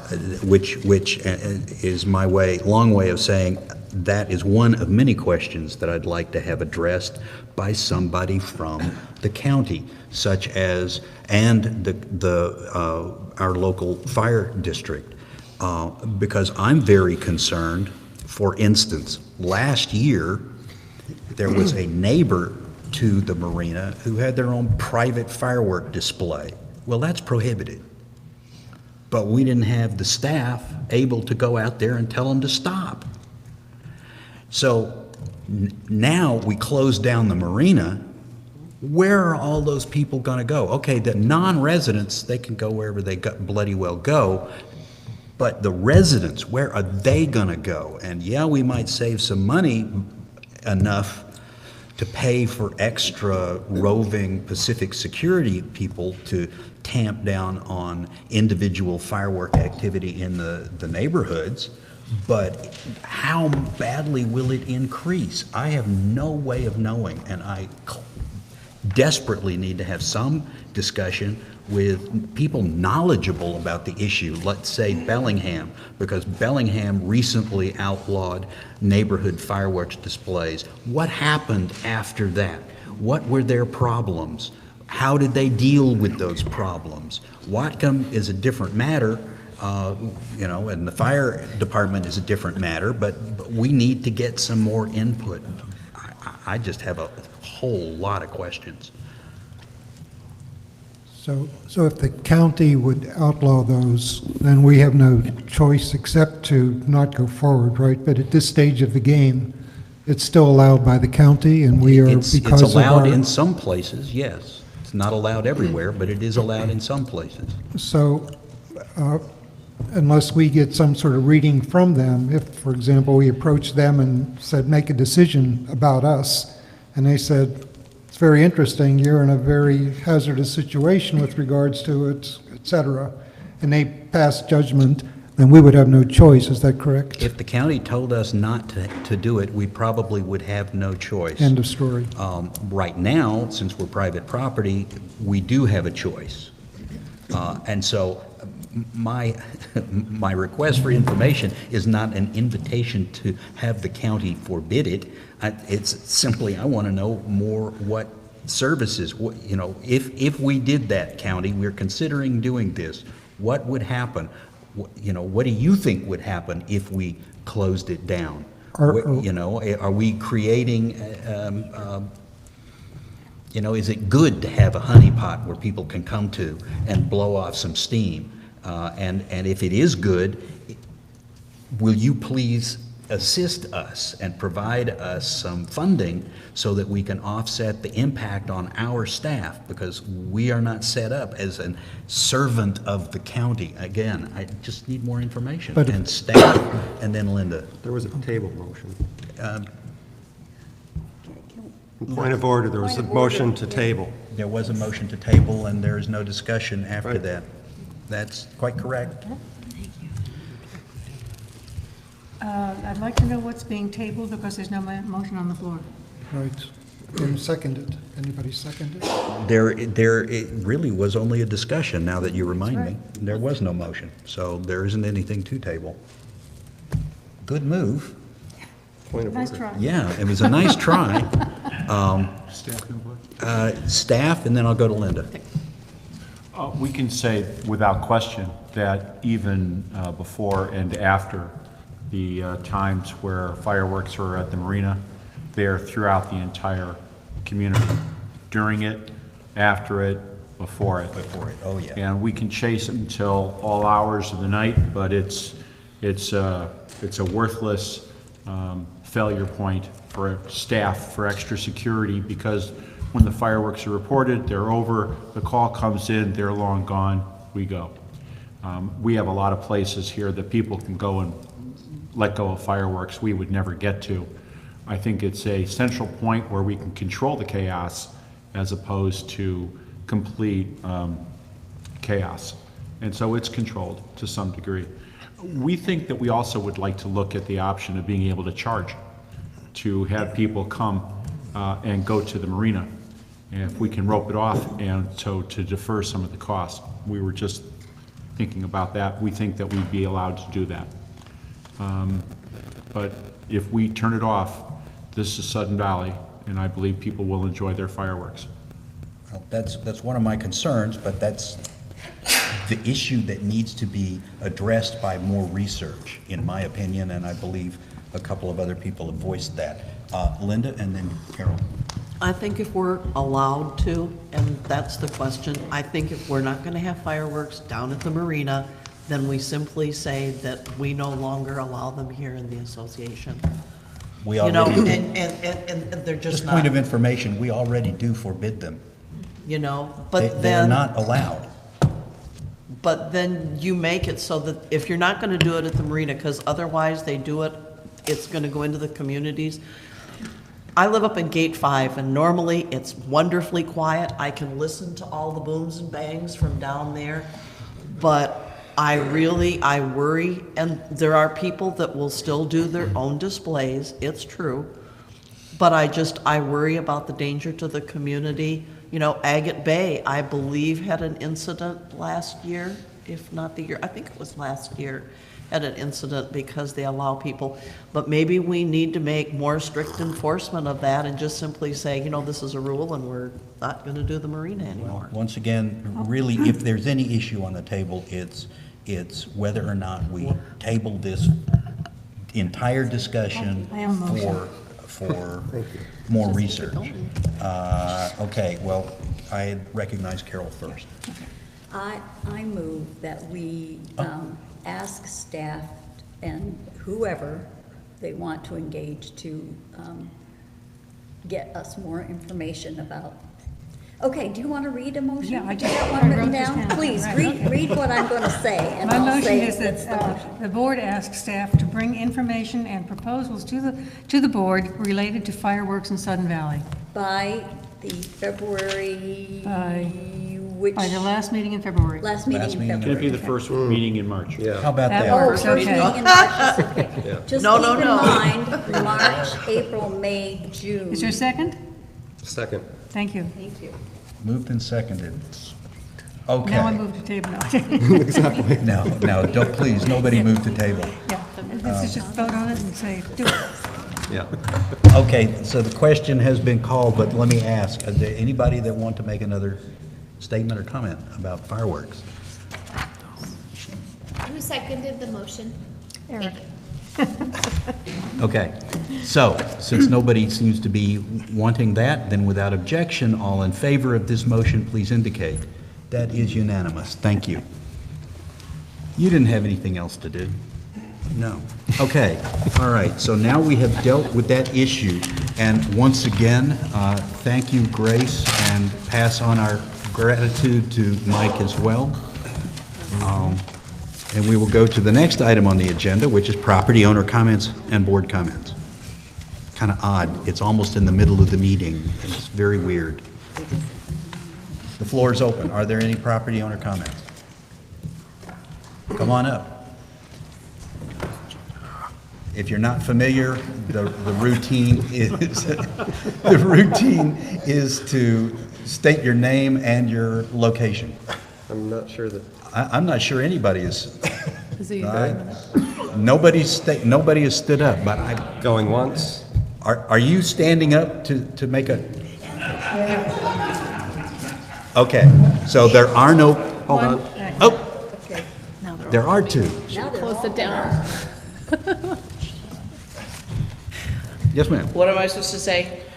Your name and where. And where I live. And where you live, either lot and division or street number, Janine Harbor, 163 Harborview. There you go.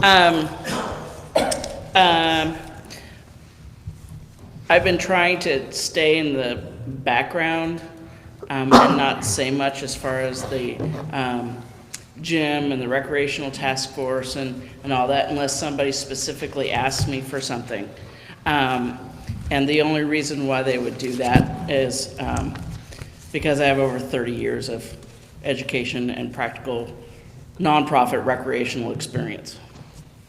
I'm one of the few people you'll find that has that, just because of the nature of my previous career. And it's been interesting for me to listen to the discussions that have gone on around this topic. I was asked to create a business plan. And it's like, okie dokie. Because one of the reasons why it was pretty straightforward to me to be able to do that as quickly as I did was the fact that I've lived here for 14 years. And I love this community.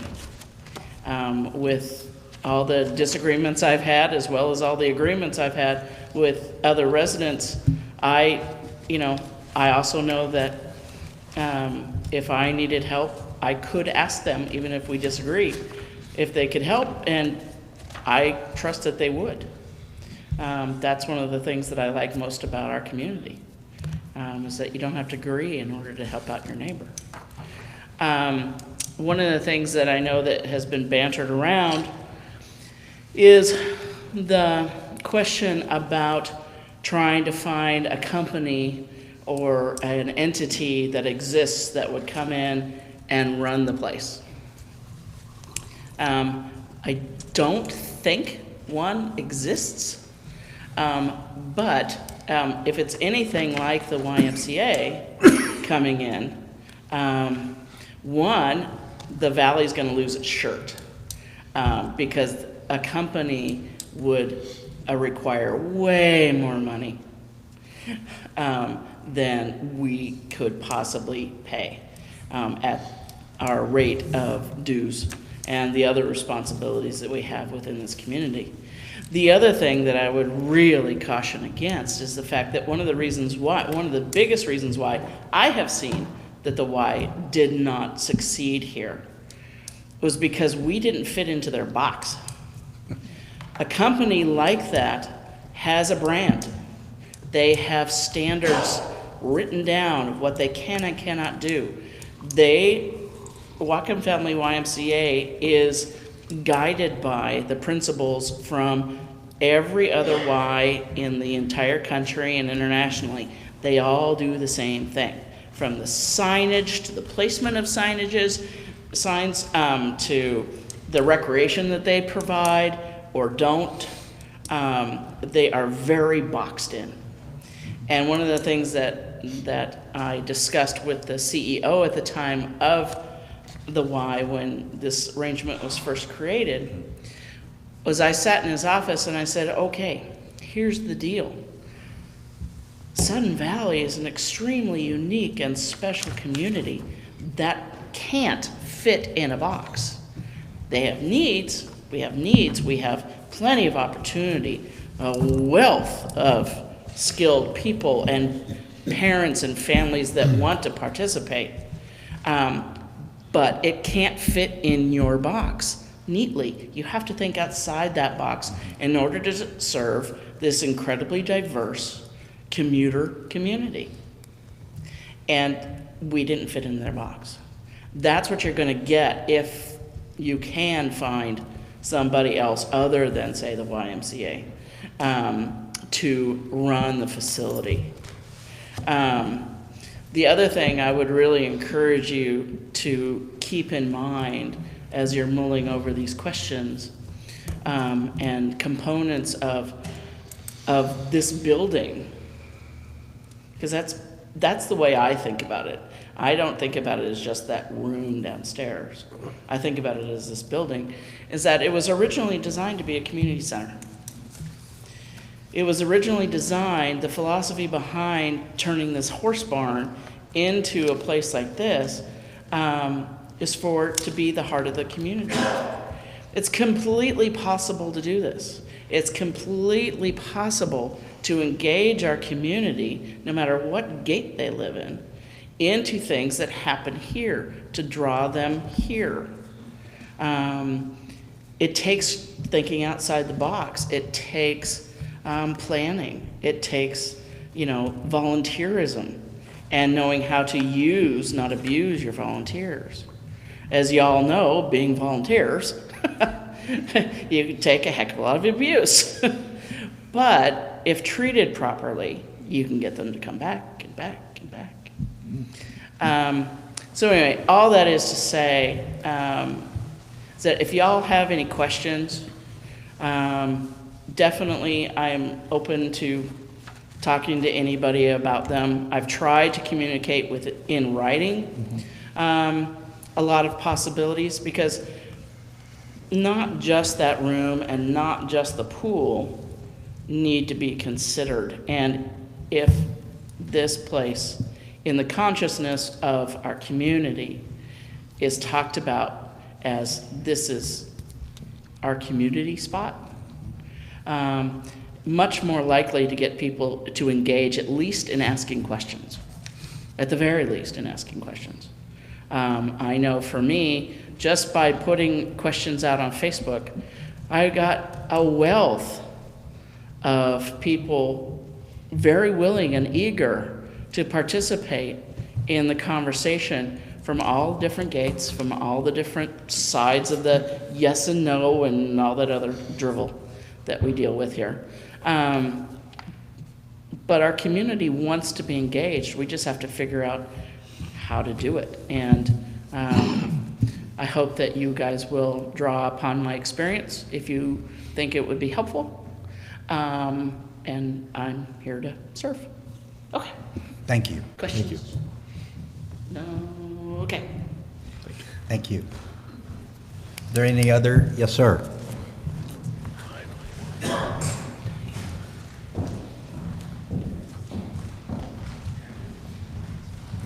Good evening, Rob Gibbs, 14 Far Summit Place. Just a couple comments about the 4th of July celebration at the marina. But first I have a question. As part of our nonprofit, are we required to allow non-Sudden Valley, people that don't actually own property or live here to be able to go down there? Yes. So we do? Okay. Absolutely, yes. Okay. My wife and I were down at the marina this past 4th of July, had a wonderful time down there. I actually thought that the way things were going, I actually thought it was a fireworks display put on by the HOA. It was pretty calm. I didn't really see any issues down there. People were having a lot of fun, just kind of laying in the grass or sitting on a picnic table, whatnot. I'm not trying to dispute with the committee. I'm sure they have more knowledge about certain things that happen, but I just didn't see anything like that. And actually, we are looking forward to being down there again this year. Thank you for tabling a decision. I think that this is a great opportunity for committees or folks in the community to get together, learn from the Emergency Preparedness Committee. It sounds like they've had a lot of hands-on down there. Maybe it's an opportunity to use some problem-solving models to say, these are the problems, and what are the countermeasures? What can we do about it? Maybe there isn't, but I would hope that we could. And I do realize everybody celebrates different holidays differently. Some people would just like to sit up on their deck and just have a nice evening. Some people like myself just enjoy all the color and I face it, I'm a guy, I like the booms, So anyway, thank you for tabling it. And if it's an issue with cleaning up down there, I, for one, will commit to coming down there with some garbage bags and helping out, Got your name on the list, thank you. That's probably the 4th time, Mitch. Thank you. Any other homeowner comments? Okay, if not, are there any board comments? All righty. So now we're to the consent agenda. And is there any need to make any changes, corrections to the minutes as listed under items A and B? Otherwise, then, unless there's an objection, I'll just rule that we've adopted them by consensus. Acclamation, that's the word. Told you I was tired. Okay. So now let's remove ourselves to the general manager's report. We're busy. We've circulated an RFP soliciting the contract for a project manager to manage the 2018 SURF projects. Those are the 4 large projects that we've approved as an association for about $1.7 million this year. They were circulated to 7 different companies. 2 received back, were fully responsive, and were evaluated against all the criteria. We met downstairs, 5 of us the other day, and we expect to award no later than March 4th.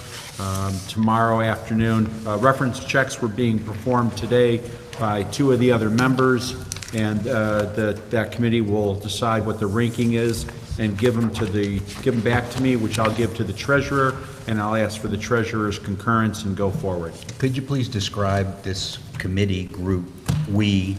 Actually, I assembled a group of people from the community. Rob Gibbs, for example, was one of the people. Bob Cooper, Bob Bryant, Steve Beechler, who had a schedule mishap. A couple other people, mostly engineers, QA people, people who have been involved in construction. ranking sheet was put together which outlined each of the requirements of the RFP. Each of those had weighting factors. Chuck Luttrell did most of the work leading the discussion. They went down both projects at the same time and ranked them, assigned ranking values to them, and that was multiplied by the weighting factor. And now it's down to reference checks. The companies are almost head-to-head. Very, very good companies. And we are, the estimate that we put in were within target and range of the estimate that we expected. And so we're really happy with that. We expect to have the award out next week and have the project manager on board within about a week and a half. So it was a very good process. The RFP worked out quite well. 7 companies, only 2 responded. Now, I point out that we started off last year with these large projects anticipating that a lot of construction was going to be released by the state, and it released several $1 billion in construction, not counting roads work. So our early award of these contracts, locking in these contractors, turned out to our best interest. We're not going to be fighting to get people to bid on our work. We've already got them locked in. And this goes to us. We will be ahead of the majority of people looking to get contracts awarded this year. This was a good move. The security contract was competitively rebid in the last 2 months, and it was awarded again to Pacific Security. Securitas was the other company that bid it, and it worked out real well. I'm very touchy about contracts. As Linda knows, we do not allow, if you have contract authority in the association, we require the person sign and have a letter saying that you have contract authority. We don't give contract authority out. All our contracts get reviewed by our insurance agent and our lawyer. And in this particular case, the security contract was being negotiated. I didn't realize it to the degree that it was working out, and it was being, it was actually updated by one of our own staff, which is the wrong thing to do. And when the contract came back, we looked at it, and our agent pointed out that they had removed $5 million of liability insurance protection from us, and we stopped and said, that's not right. You're putting the $5 million of liability insurance back in. That was a really dangerous catch for us. And the other one was that the contract, as it was being negotiated by a staff person, they had inserted the word reasonable person as opposed to the standard of language of a conformity of practice and industry standards, which is a higher standard. We don't want reasonable person standards. I don't think as a police officer you don't want the reasonable person, you want a qualified person. And they had put reasonable person in, which is a diminished authority. So we caught this, and we're happy, and the contract has been awarded. This is a partnership. It's very important to us because without partnerships, we have partnerships with a lot of corporations. We may be doing business with them, but it is a partnership, and we have to keep these relationships very strong or we will not succeed. The sprung structure, we are, tonight, you're going to get a request to approve something. The Department of Ecology is going to approve to let us install a sprung structure directly up at Area Z. It's a $77,000 savings to us. The majority of Area Z now is turning out to be non-contaminated. We're very thrilled with this 25-year job coming to an end.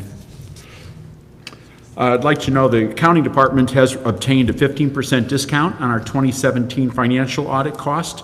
Those discounts will remain in effect, even though the auditors are coming earlier because our county manager is leaving for a short period of time. I don't know, long vacation, I guess. And so we're going to have them come a little early. A sleepless vacation. What's that? A sleepless vacation. A sleepless vacation, yes. Okay. We are moving forward with managing this setup in coordination of the clearance lot auction that will take place on March 10th. We think that this is going to turn out to be actually quite a big deal. We have a lot of people coming to the office asking a lot of questions about it. We have another article that's going into the Views now, and then our final one will go into the Views on March 10th. Eric, I do need that postcard to work out and resolve. If you're going to still help us on that, I'll take you up on it.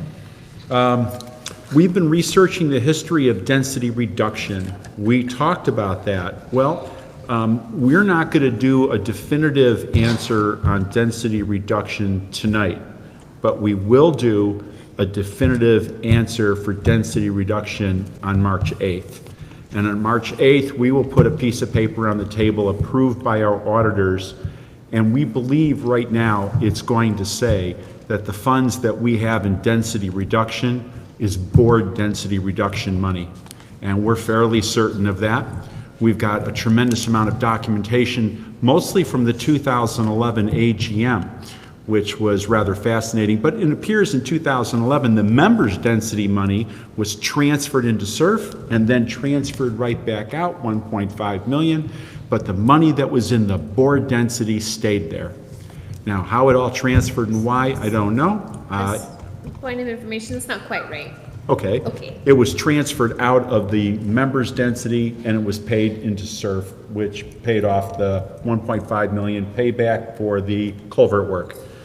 We will be putting a sheet of paper down on the table.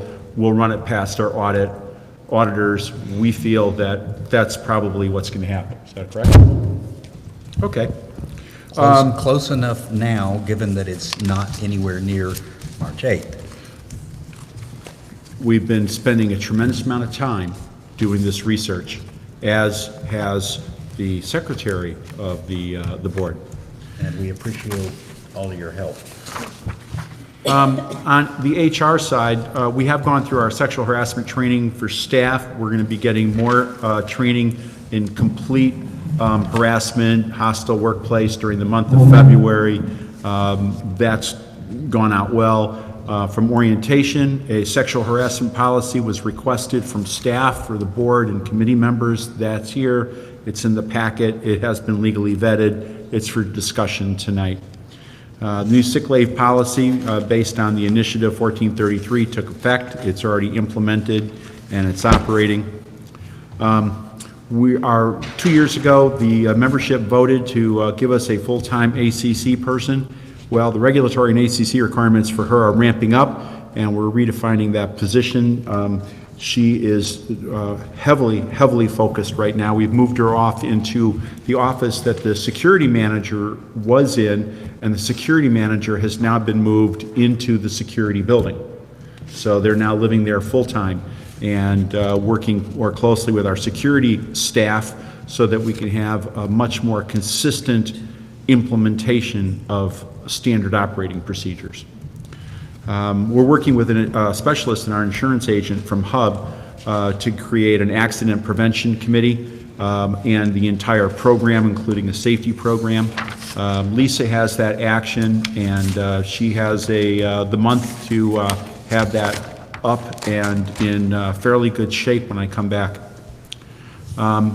Golf department, 2017 golf revenue, 4% more than we earned in 2016. December revenue was 49% higher than December of 16. Better weather, 2 successful winter series helped. The fact that we exceeded 2016 revenue after the extremely bad spring and winter weather, it's remarkable, but we still fell 3% short of budgeted revenue. I would have liked that first half of the year the same way the second half of the year went, but it is what it is. And our membership drives, we are growing. Our membership numbers are growing quite well. We're really happy with it. On the maintenance side, the solar light that we have been working on, that we installed at the Rotunda mailbox site, it had a failure, and we had it taken apart and studied by the manufacturer, and they realized a replacement component had failed. So we sent it to the factory. They sent it back. We're putting it back in. We still want to stay with the idea that there are certain solar lights that are designed for northern environments like ours with low winter light that could give us enough light at mailboxes, even in our forested environment, so that we wouldn't have to run power to those areas, and we can put up solar lights at all of the mailboxes, and that still remains our goal. And so we're studying this one to see if it's going to work now that we've put the system back in. Just at a point of information, the community has, from time to time, complained about the lack of lighting, and so we are, in fact, researching how to deal with that That's problem correct. at the lowest possible The lowest cost. possible cost, you know, so a solar light is not an expensive activity, and there's no long-term electrical power issue to it, no wiring to it. We think it's going to work out pretty well. You'll notice the lights out here have been updated when you came in tonight. It's a little bright out there. Yeah, the outdoor lighting for the east side of the dance barn area has been updated to LED floodlights and realigned for more coverage. We had a person trip and fall out there in the month of November. We don't want that to occur again, so we upped the lights. We have closed the back end of Gate 5, so if you're trying to go from Gate 5, I think there were enough signs out there, Linda, letting people know? I don't know, I saw this, though, I was going Okay. to look. So it's the annual thing, we're closing the back end, it's too unsafe for people to drive, tow trucks will skid off the road. If the tow trucks can't get you out, we're not letting you in. That's the way we look at it. And vegetation control effort, we had a long, lengthy meeting on vegetation control today, went over the budget and the plans, and I'll give you the preview. It's really simple. In the last 3 years, we've worked Gates 13, Gates 9, Gates 3, and Gates 5. And there were a lot of areas that got skipped because our lift truck, our bucket truck, although it's a very, very good tool, it's not big enough that it can put outriggers on it. So it's limited to the slope and angle it can lift the bucket on. So we had to skip, our crew had to skip a lot of areas that they've left behind. The road's too steep. The road's too steep to get to the vegetation. So we're agreeing, we're going to pick up a new tool that's going to fit on the back end of on our backhoe. And this year's work is going to be go get every one of those areas starting at Gate 13, then at Gate 9, then in Gates 3, then in Gates 5 that we've skipped in the last couple of years. Go back and get them all and bring them back up to the same standard, so when they start growing out, they're growing out equally. So we're going to go back. That's what the crew's priority is this year. We agreed to their hiring plan, and they're up, and their plans look really good. As I mentioned, the security manager has relocated to the security building. Of all the SOPs that we were supposed to work on last year, we really are heavily focusing on the SOP and also the standing orders for security, what we expect from them on their patrol duties, what we expect from them when they're moving through the community, like lighting surveys at night or finding out lights that are on during the day, which means the timer is out. Things are moving along well in that regard. I think the rest of my report I'll let stand. Okay, any questions? I see one here, Leslie, and then Linda. Yeah, on And the first Vanessa. page of your report, which is page 5 here, you mentioned the county has agreed to extend SVCA reservation of rights to build on the former barn seven site, et cetera, and will also to complete the dance barn stairs. Have we got that signed document that's? So I talked to Ryan again yesterday and said, you know, Ryan, this is the second time you've told me I'm going to give you that signed letter, Mitch. But they have agreed, and again, I called him, Yeah. he said, we're going to give you a no-cost reservation of rights extension, 5 years on the pad, and on the stairs, he is going to waive on the shoreline permit as long as we get a building permit. There's And it's a multiple whole lot- thousands of Yeah. dollars, A whole lot cheaper for a building permit. multiple thousands of I'm dollars a big savings. believer in having it signed on the dotted line.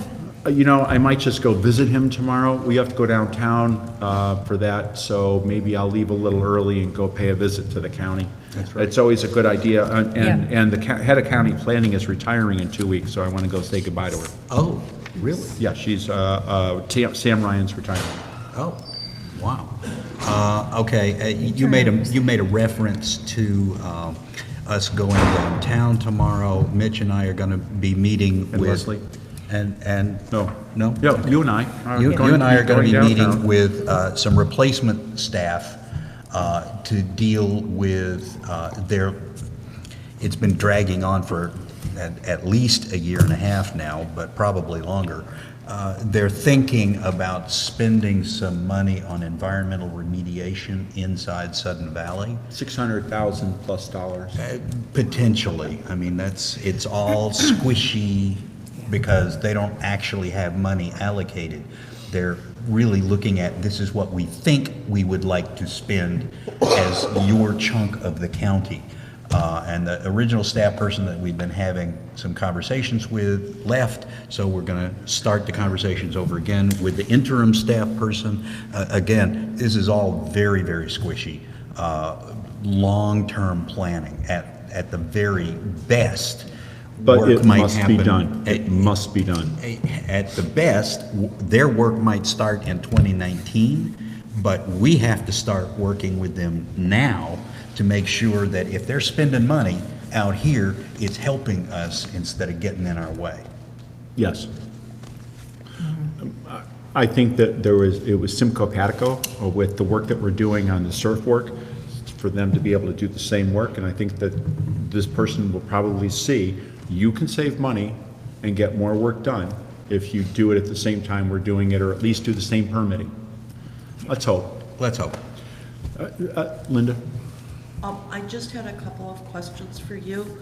This lot auction that's going to happen on March 10th, is it open to members? Or I know sometimes the auctions at the county, it's just, you have to have your little magic ticket in hand and...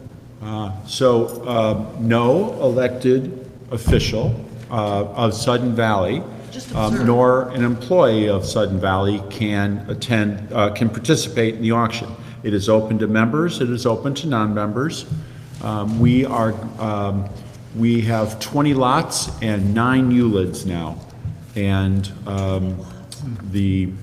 it will be market price.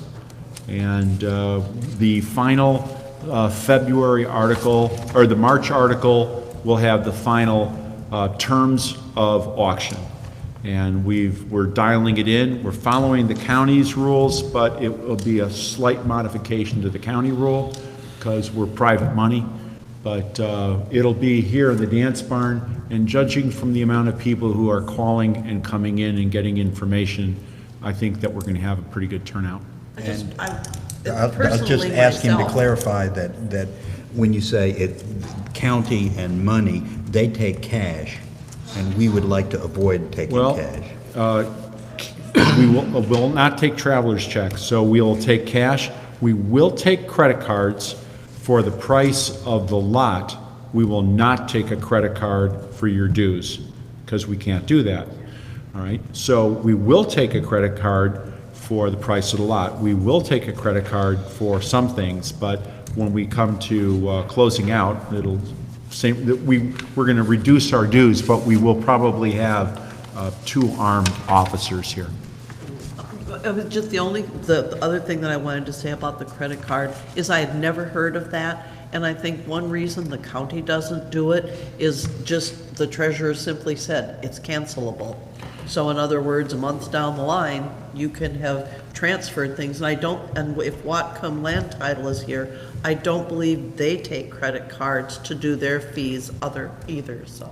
Whatcom Land Title will be here, and we're working out a relationship with them and a process. Okay. So the auctioneer will be stating, here's the terms of the auction. As soon as the auction is over, please go settle up and pay. The auction will stop until that person pays. When the payment is confirmed, the auction will then proceed. If they don't clear that auction, that lot will go right back on the auction block again, and that person cannot bid anymore. The other thing I was going to say is if we're going to use credit cards, I know there was an amount that's supposed to come out of density reduction to cover that 3%. Why not simply include that in a credit card transaction if people choose to do it that way? I'll be happy to talk about the process offline. Okay, that works. Perfect. Then the only other question I had was, so the security manager is moving to the security building. Do we still need to hire a new compliance officer then? It's like you're dividing up that, where what was one person before is now 2. No, we downgraded the job. It'll be a safety and compliance manager. or security and compliance manager, just a lot of words. So safety, security, and compliance, it'll be a security and compliance manager. So it's still the manager that got moved to the security building is still going to have the same That's correct. responsibilities? Yes, now Thank that you. job gets posted in about 2 weeks. Okay, thank you. David? The ULIDs, are those also, those be paid for by credit card as well as the lots? Do you remember? ULIDs, are we taking, yep, we're taking credit cards Okay, on thank you. ULIDs. So we have 9. I will remind the board that we own Area Y, and there's 30 ULIDs on Area Y, and Area Y was slated for a condo association. And so if the association so wanted to, it could put Area Y up for sale and sell it. You mean sell it outside of the association or sell it for developer. development? Sell it to a developer to build it. Ah, okay, it would still be part of the association. Still going to be part of the association, but we Different would animal. have 30 more people, 30 more tenants in the association. So instead of 9 condo associations, we would have 10. There's no objection to getting money. The concern that I have is having worked with the county and their strong pressure for the south side of the county, and anything in the watershed is to keep development out. So let's not us count our chickens before they're hatched. I'm just pointing out that it sits there. And It's absolutely. it is sellable as another condo association. And we decided when we were putting up ULIDs, we're leaving the 30 ULIDs on that property. Okay, and so, okay. By the way, ULIDs are only good for another 12 years, so it's a diminishing return. Yeah, yeah. Okay, so that's why there's only 9 ULIDs to go with the lots. We have more, but we're going to only sell 9 because we've promised to put a ULID on every property that we have listed. Now, if they don't sell, then we're going to turn them to green space, and then we'll have more ULIDs to sell. Okay. But I believe that the association should, at this point, be out of owning lots. We're not, put them into. The board made that decision years ago. Yeah. That's my report. And any other questions? Yes, ma'am. So for the 15% discount for the 2017 financial audit, I just missed why we were getting the 15% discount. So our audit was bid on contract at a 15% discount because we get the audit during the off-season, which is not during the beginning of tax season, which is February. Okay. And so that gives us a discount to have the audit performed in June, July. However, the auditors agreed to come early and extend that pricing. So, Even though they're that early, it is still during tax season. right, it is, the February is the beginning of tax season. Normally, you would pay that premium, that additional 15% to have them come out so early. Okay. Did you get your answer? Yeah, Yeah. she did. Okay. Anything else? No, sir. Okay, We're busy. you're busy. All righty. Turning back to the front, treasurer's report and voting. Yes, sir. The minutes are online and have been approved by the Finance Committee, if anybody has any questions for that. There are a number of capital requests, and I'm just going to make some preliminary statements about capital requests. They are in the board packet. I think they're pretty self-explanatory, and I know Mitch has been great about reading through the whole thing, but I think in the interest of time, hopefully we've all reviewed the packet, and we can just have Mitch respond to any questions regarding each of the items. Thank you. I will also say that the Finance Committee unanimously approved each of the capital requests. So let us start with maintenance connection funding, and I'd like to move that the board approve a SERF allocation not to exceed $24,400 to support the installation of the maintenance software for a new total not to exceed $49,784.88. Second. Moved and seconded. Discussion. Yes, ma'am. I guess I'd just like a little more information if we're hiring this person.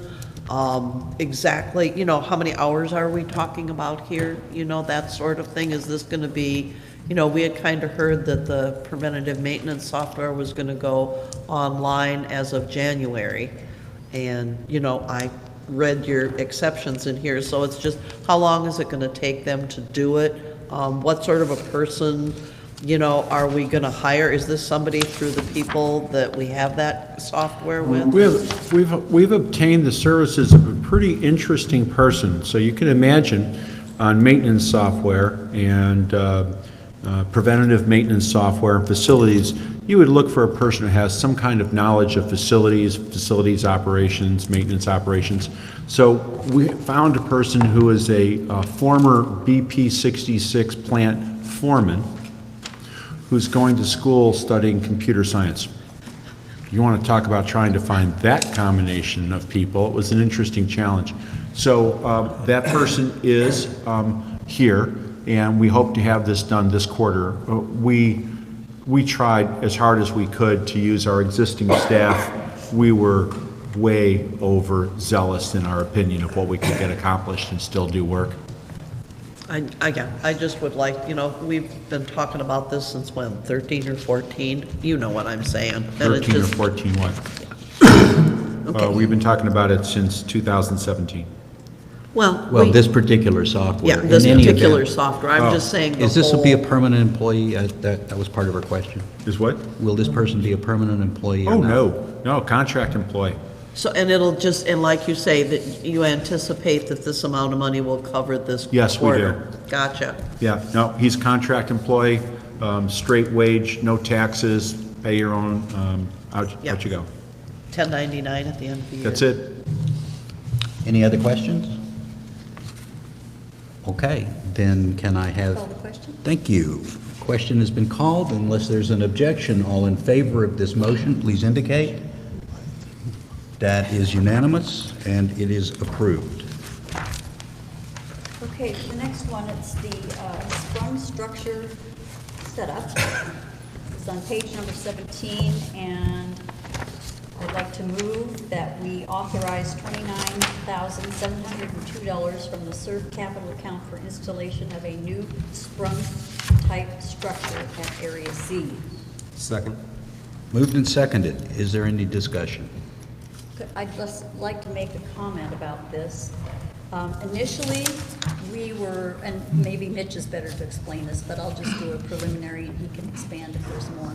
Initially, when we did the SERV projects, it was intended that we would demolish Barn 6 and install the type structure on the Barn 6 pad.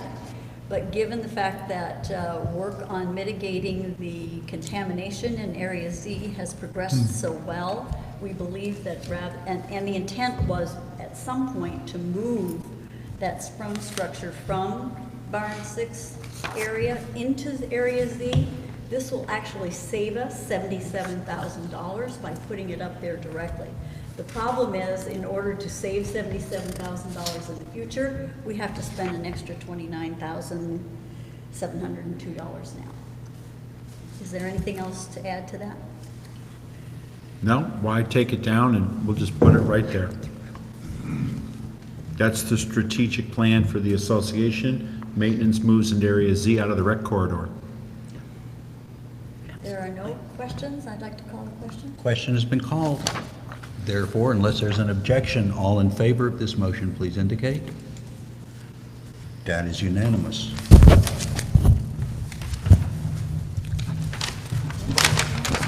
Is pool renovation. I'd like to recommend that the board authorize an additional SERF allocation not to exceed $5,310 to fund the balance of work required to finalize the pool design project not to exceed 76,310. This is a closeout action. And it's moved and seconded, okay? So it's a closeout action. Anything else you need to explain? Are there any questions? Seeing none, then Call the question? questions called without objection. All in favor? That's unanimous. Eric, second on that also. Excuse me? Oh, The next one is a change order for area contamination mitigation in Area Z. And the request will be to approve a transfer of an amount not to exceed $73,766 from the otherwise unspent 2017 operating funds into UDR and approve an additional UDR allocation of $73,766, bringing the new total authorized amount to $178,290 for the Area Z contamination mitigation project. Second. And this will complete pretty much. There may be some monitoring costs in the future, but this finally gets us a clean Area Z. May I talk on this one? Please. This is an expected change order. So this isn't a change order like, oh my God, we have more work. When we approved it to begin with, we knew we were going to have at least 4. So this is following right down the line of what the plan has been to grab hold of this problem at Area Z and bring it to close. The most enjoyable part of this entire packet, I'm going to jump ahead and ask you to look at it because it's rather pictorial. Eventually, you'll find it on page 39, I think. Which one? the photo. Oh, the photo, yeah. Toto, no, the photo. Okay, on the photo, I'd like you to note that the brown dashed line is where the area of contamination concern was located. And you'll see in the blue, and everything in there, TP, those are test pits, they're all green, they're clean. They've tested, they're released. The area in blue, which is less than 20% of the original area, is the area remaining of concern.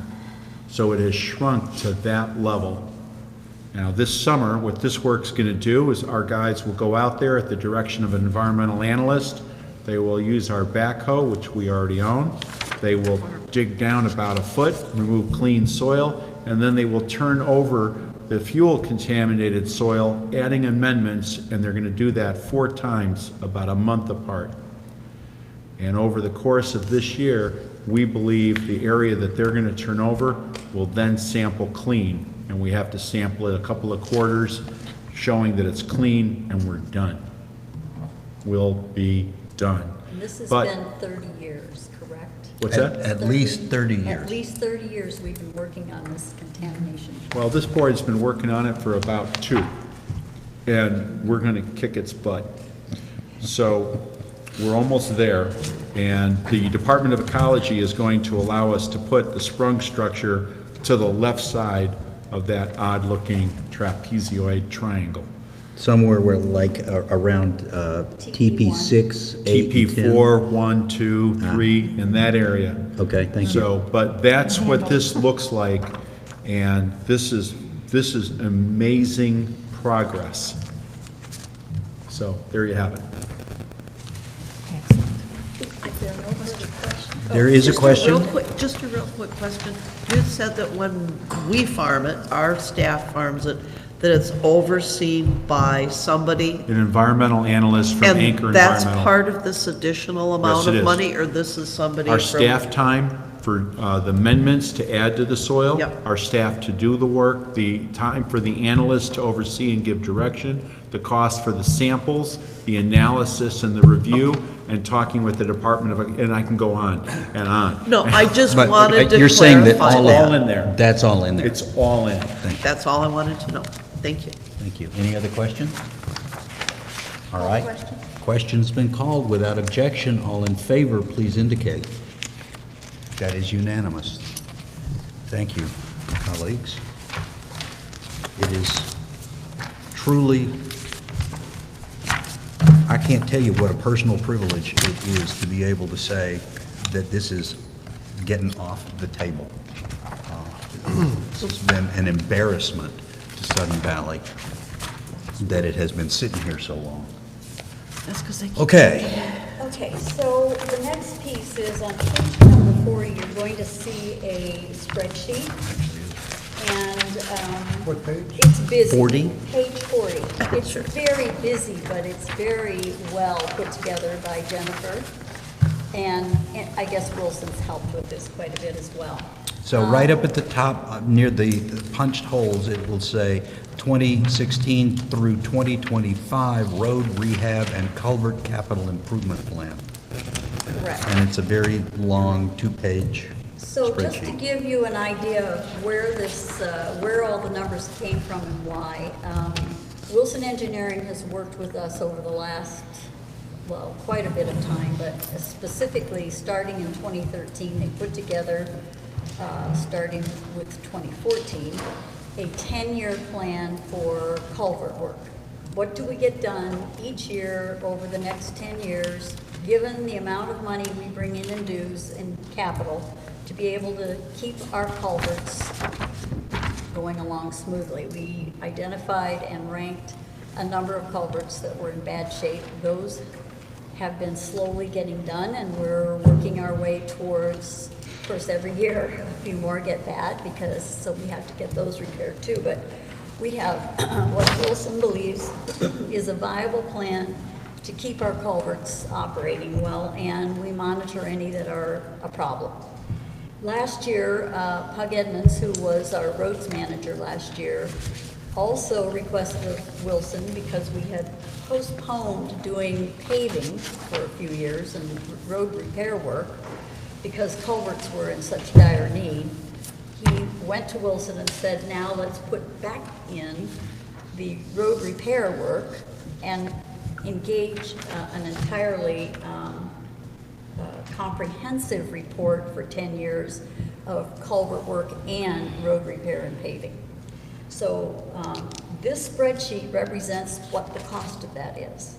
It was presented at the AGM as to what those costs would be, and we requested funds, but given the fact that those funds were not approved by the membership, we had to come up with a spending plan as to now what do we do in order to be able to get all of this work done, or at least the most critical work done. So we went back and looked at all the culvert work that was scheduled for the 10-year plan for this year. And we also looked at how much of the roads resurfacing could we do, because we have some roads that if we don't resurface them are going to get further in disrepair and are going to cost us much more money to fix at some future point. So the spreadsheet represents an indication, and rather than go through it all, understand that at the end of the year, if you look at 2018, that's what we're recommending we spend. And I suggest you look at the 2018, including SVCA contingency, because that's what the requests that we're going to talk about tonight are, that's the amount that we're requesting is in that blue column. And you will see that at the end of the year, after our $500,000 carryover is removed, we will have an additional $57,977, assuming we don't have any emergent issues that wipe that out. So, I mean, we always set aside some money every year anyway, about $70-some thousand, but you never know. So far, that's is typical. Looking at 2019 and 2020, you can see that we're going to have to rethink and probably resubmit to the membership another plan for funding things beyond this year. But for this year, our intent is to get done as much as we can with the funds that we have available, which is why we will be down to $57,000 at the end of the year. But it gives us the most amount of work we can get done and trying to protect the future of our roads. And still leave us with a And still leave us with the $500,000 cushion. $500,000 cushion. The thing to keep in mind is that the plan that we had for the AGM would have been much more cost efficient, because once you get these guys out here to do roads resurfacing, you can get a lot more done per mile than if you're bringing them out for little bits, but we gotta bring them out for a smaller amount, which is gonna cost us more to get the same amount done as if we were doing a larger quantity. Just a note, my understanding is, as you pointed out, emergencies come up, and if you'll see an example of one of those emergencies, down below, there's a line that starts with 80,800. Yep, that's one that was That's an at- emergency. That was at what is it, Lost Lost Lake. Lake? Lost Lake. It's over a last year. 100-foot-long buried Right. 12-inch culvert that has no slope. And it is draining into someone's basement. Right. So that is one that we identified last year. We're going to, it's got the design work. It's just already. that, my point was to say, that emergencies, Right. surprises Well, come we up. still have, if you'll note, 76,491 for additional emerging issues Mhm. in 2018. So hopefully we won't find any more, but yes, that is included. All right, so if you wanted to follow along, you could see each of the things we're asking for is on this spreadsheet in the blue column. So I'd like to begin by looking at page number 42. Each year we have emerging issues that crop up that we need to have Wilson come out and evaluate, because we are not engineers that can understand what's going on with culverts and water and so forth. So it's typical for us to set aside a certain amount of funds out of our capital for them to come out and evaluate those things and give us the recommendations as to how to move forward. How urgent is it? Is it our responsibility? Is it the homeowner's responsibility? Those are the things that Wilson comes out and tells us. So the on-call engineering is an amount that we set aside each year to use for that specific purpose. As the work is incurred. As the work is incurred, so we set that amount aside, we obligate it so we can't spend it, so that we have it to draw on when we need. I will tell you, typically, we don't have a lot left over at the end of the year. We tend to have a lot of emerging issues, so. Want to make a motion? I'm going to make the motion that the Board of Directors authorize a roads fund allocation not to exceed $21,885 to fund 2018 on-call engineering. Second? Eric, second. Okay, questions? David, Linda, and Vanessa. So theoretically, for a moment, if there were no issues, we would, at the end of the year, have the $21,000. Yeah, if there were no issues, yeah. Yeah, Yep. definitely.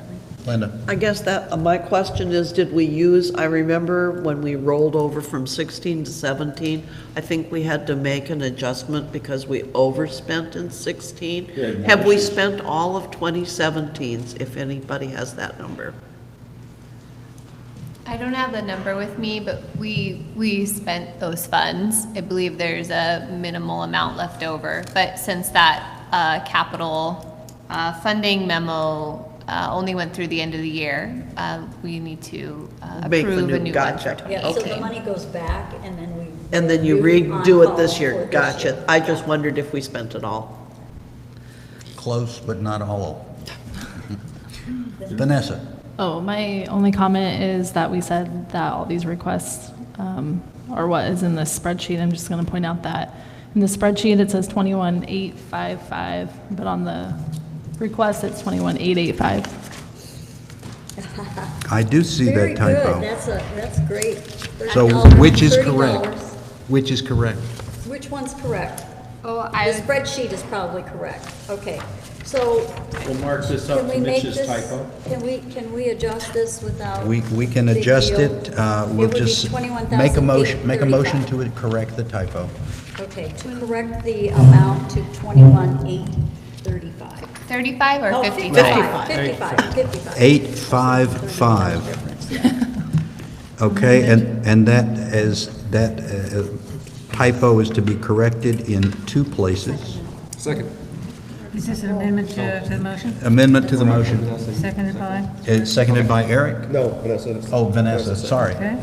You know, I can't hear you very well. No, she said it quietly, and I said it at her, it was at my I prompting. didn't actually say it. I said Eric's got this, and then. Okay, all right, so that motion to correct a typo has been made and seconded. Any need to discuss? Good catch, Vanessa. That's my discussion. Okay, so would you call the question? Please. Okay, without objection, all in favor of that amendment? That's you. All in, okay, there's unanimous, okay. So now we're back to the basic motion. Any further questions? Call the Call the question. question. Thank you. I mean, I can do it, but that it gives me, I'm not supposed to be doing that thing. Okay, right, question's been called, then without objection, all in favor? That's unanimous, thank you. All right, the next one is for 2018 roads resurfacing. Again, we have chosen, Mitch and Wilson Engineering have looked at the most critical areas that need to be resurfaced, and they are in gates 1, 2, 9, and 13. And so I would recommend that the Board of Directors authorize $220,000 from the roads capital account for the 2018 roads resurfacing project. You'll notice the map. Second. Moved and seconded. Apologize. The map on page number 4 will show in green the areas that are intended to be resurfaced. Areas that are green are the intended areas that will be resurfaced. Okay. And so the question I have is to reiterate, because it has been mentioned before, reiterate exactly why these areas were chosen. These are the most heavily trafficked sections of roads that we have that have experienced the most amount of damage that we can now save and move forward on in the most inexpensive ways. We're going to prevent us from having to rip up the roads and repair them. Gate entrances, for example, on 13 and 9, 1 and 2, get a tremendous amount of traffic on those roads, and the wheels are starting to rut the roads. So we are going to resurface them economically and save those roads. What about the work that was done this last summer? The work that was done last summer in gates 13 and some on 9 have been completely rebuilt, and now we're going to cover over them. And we've rebuilt the roads, and now we're going to make the road equal all the way around. Those roads are going to be like new. So that new work is going to be protected by That's correct. this plan? That's right. Okay.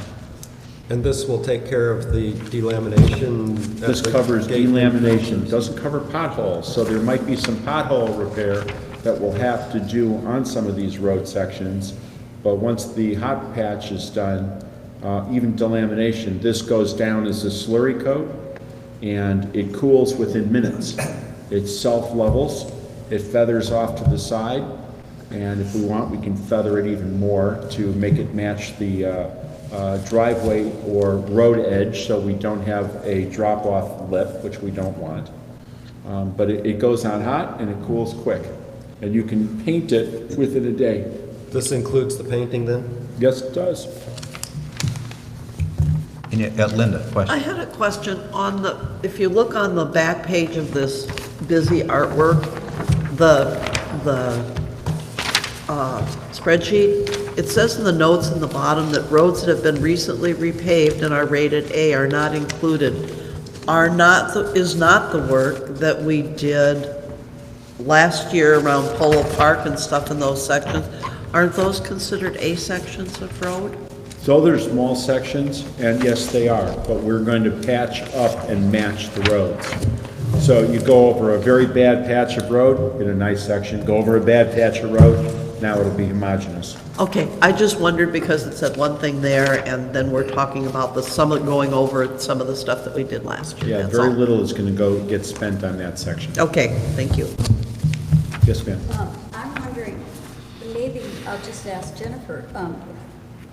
Last year when we were doing the AGM, we talked about the fact that there were 26% or 24% or something of the major roads that were already in great condition, so we weren't going to do anything to them.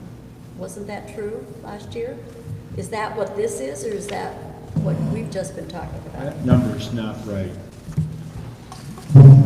Which number is not right? Wait a minute. No, I'm trying to remember from the AGM. We talked about. I understand, but he just said that number, and there's The several numbers been 26 talked is about. not correct. Okay.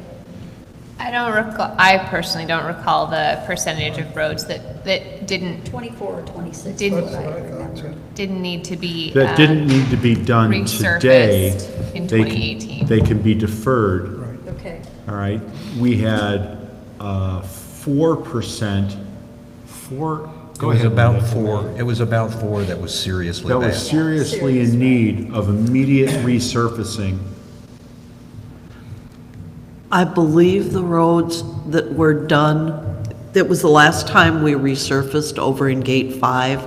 And if you look, I think it's Arabian Way and parts of Tumbling Water, but not all parts. Those, I think, are the only A roads that are in here. Yeah, right. Yeah, it's not very many, and I believe they are all in Gate 5. No. Oh, no, they're there's not. one in there. Tumbling beside- Water had a replacement last year. Gate 5 had one replacement section. Gate 2 had one replacement. The rest of the replacements were gates 3, 9, and 13. And the sections are spread out everywhere else. Yeah. But I believe that it was some 4% of the roads needed immediate replacement. And the road sections that we repaired last year were put into place so that we would be ready to start doing road paving this year. So what we're going after are the worst sections of roads that were identified last year to be done now. So if we had the road plan up, we would be doing these same sections. We were going to do 100% of all main roads and 76% of all secondary roads. Okay. The balance of all the roads were were residential roads that didn't need it. That's what it was. Well, it took me a while. That didn't need to be Okay, good. resurfaced right now. Thanks for clarifying, because I couldn't remember exactly what that was. Okay. That's right. thanks. That's the section of roads that were not necessarily required now. But we were going to do 100% of main roads. We don't have the funds to do 100% of main roads right now. Any other questions? Call the question. Questions called, then without objection, all in favor of this, please indicate. That's unanimous, thank you.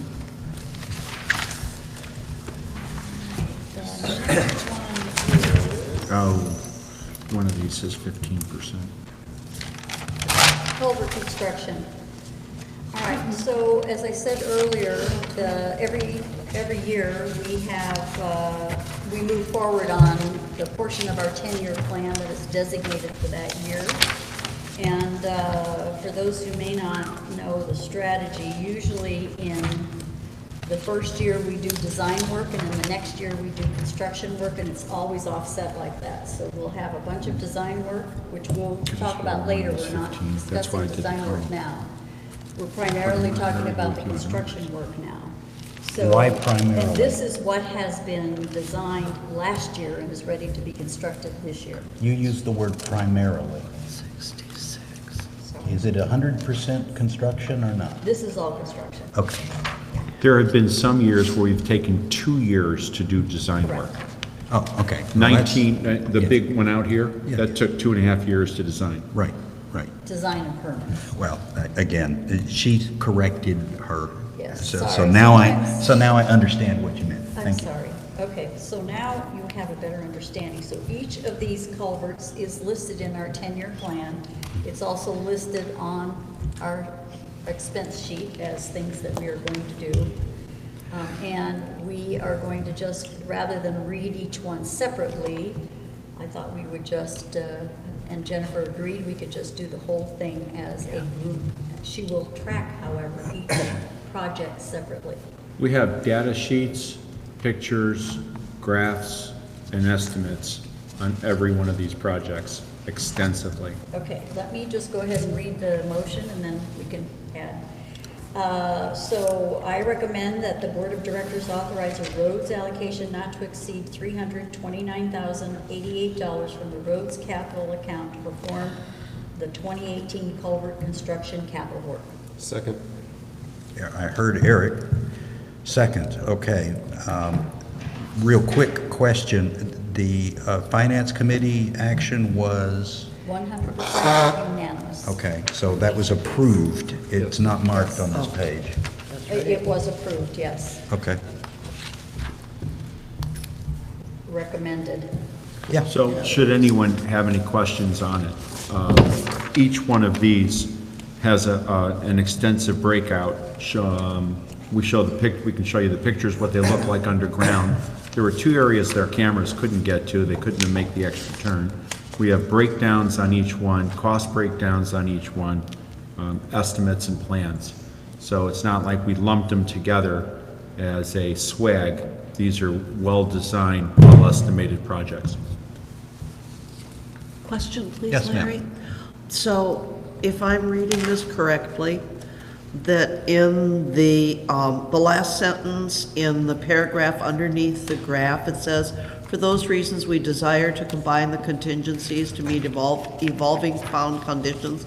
So that means if we get done with culvert 4471 and we only use 10% of the 20%, you want to keep that in there and roll it down. I'm trying to understand the In statement. case something needs 25%, you can use Yeah, somebody but- else's. We're But managing- that's what I'm trying to So understand. we're managing the contingency on all of these. If you look at the paragraph above request, 2 of the projects, culvert Yep. 166 and then 13031, they have some additional potential risk due to pipe penetrations. We have a picture of this beautiful failed culvert with a pipe transitioning right through it. Can't tell you right now if it's electrical, can't tell you if it's gas, but I know it's not going to be there when we're through. And then the other one is, as I mentioned, you can only make so many turns on the underground camera. And on 130 and 131, it has a 3rd culvert that branches down. And I don't know how bad it's failed there. So if we have to, when we open it up, if we have to pull that other one out or slip line it at the time, we may need more money. But that's what I was trying to understand, is because you kind of say, that says in here, you're gonna do them all at once, but that's what I'm trying to say. If you only use partial of the contingency on a couple of these projects, you want to be able to reapply it to at least the 2 most, the pesky ones that you're talking about. That's correct. This is Okay. what we also did on the Big Surf project this year with 1.7. We got each project authorized, but we bundled the contingency. So we have the contingency against the entire project. Okay, So that this- explains it, thank you. This is the same way we managed the 2017 culvert construction projects as well. Which we returned almost all a good portion of the contingency. Any further questions? It's a risk mitigation does. Call the question, please. Question has been called. Without objection, all in favor, please indicate. Unanimous. Thank you. Nice to get road work done. Squares is the next one, and this is the one that was approved at the SGM, 2 years ago. And this, we just obligated every year, reapprove it every year, so that, and the one thing to know is that the amount that we approved in the SGM was $102,500. But because of our challenge in keeping staff, because we weren't paying them enough, they would walk off the job and then we'd have to hire new and retrain, and we were not able to expend all of the money in this last year. So that was carried over to this year. I think the amount came to around 148 or something, and we decided to round it up to 150. so that we could get more work done this year. Just a point of information, there's actually an invoice from September that just came in last week. And so it's 142, but I still just. So do we still wish to request 150,000 for the work this year? After going over the planning of the roads work today, I believe that would be the correct number to request, yes. Okay, thank you. Just a point of information, some of the slowdown in work was also equipment failure. Correct. Okay, so I recommend the board authorize a roads allocation. I move, pardon me, that the board authorize a roads allocation not to exceed $150,000 from the roads capital account for the 2018 capital culvert, swales, and ditch effort. Second. Moved and seconded. If there are no questions, I'd like to call a question. Okay, all in favor? Please indicate. That's unanimous. Getting some work done. Okay, last one is hazard tree removal. That is on page number 51. What about 49? Oh, sorry. I'm sorry. Oh, yeah, you're right. That's a closed project before completion. That's a different thing, but let's just go ahead and Well, do let's it. go ahead and do this. If you'll recall, we actually approved funds last year to remove trees in Treehouse Park. We expended $650 in getting ready for that, and found out that there was a bat habitat in the area. Endangered, I believe. I guess an endangered species, enough so that they require us to replace that habitat for them before we remove trees. So the project is stalled, and because of that, rather than carry it on, we've decided to close it for now and re-obligate the funds at some future point, reapprove them.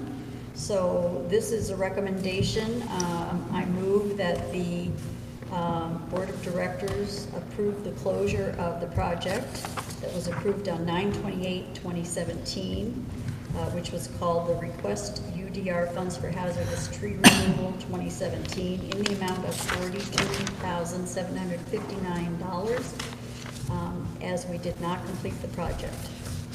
Second. Moved and seconded. Any questions?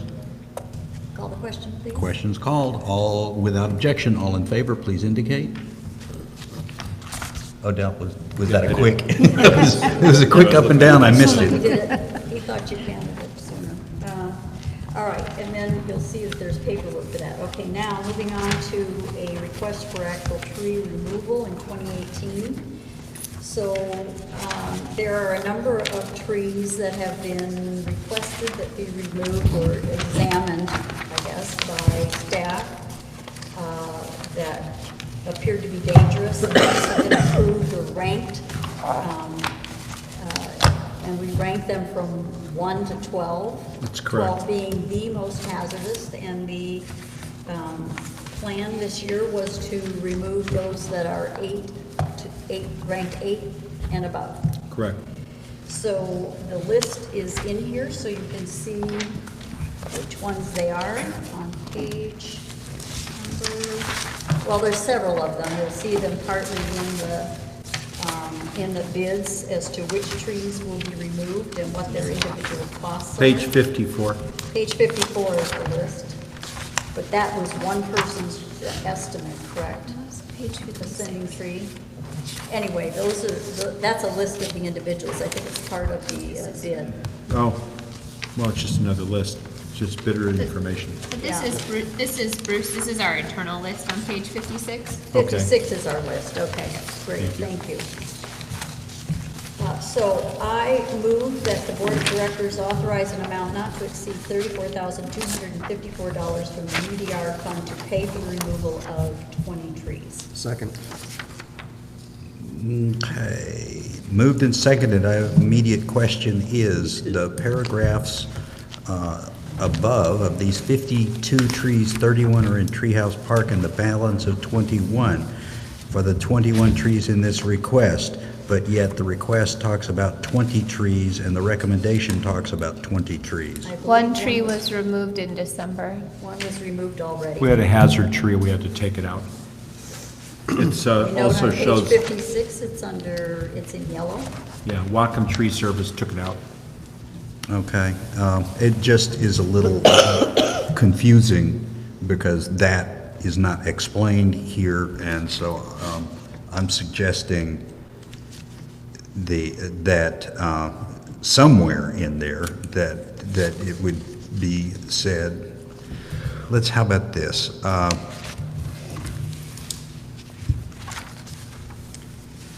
Where it says the balance of 21 trees, I would suggest changing that to the remaining trees Will accept are your- scattered throughout the association, and then that way you've got a removal of 20 down below, you don't need to futz with that. Would you like to mark yours up? And we'll accept that. Yeah, I mean, so. You're making the motion? I'm essentially making a motion I'll to second clarify it. this, Okay. to make it more clear. Motion to amend? All Yeah, right, so. motion to amend. And you seconded? I seconded it, yeah. Okay. You Do guys we can need to work out the discuss that? wording. All right, then, unless somebody complains, then I'll just make that typo so that it says the remaining trees. Instead of balance of 21? Uh-huh. Okay.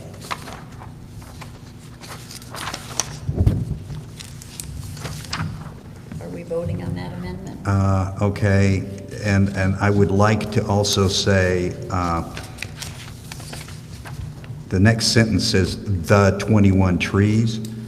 I would just like to cross out the word, or the number 21, just say for the trees in this Why don't you request. just cross out for the, just cross out the entire first phrase and just say Well, bids were solicited? That, I'm trying to do as little as possible, and just delete the number 21. Yeah, that works. Okay, For the fine. trees in this request, Okay. okay?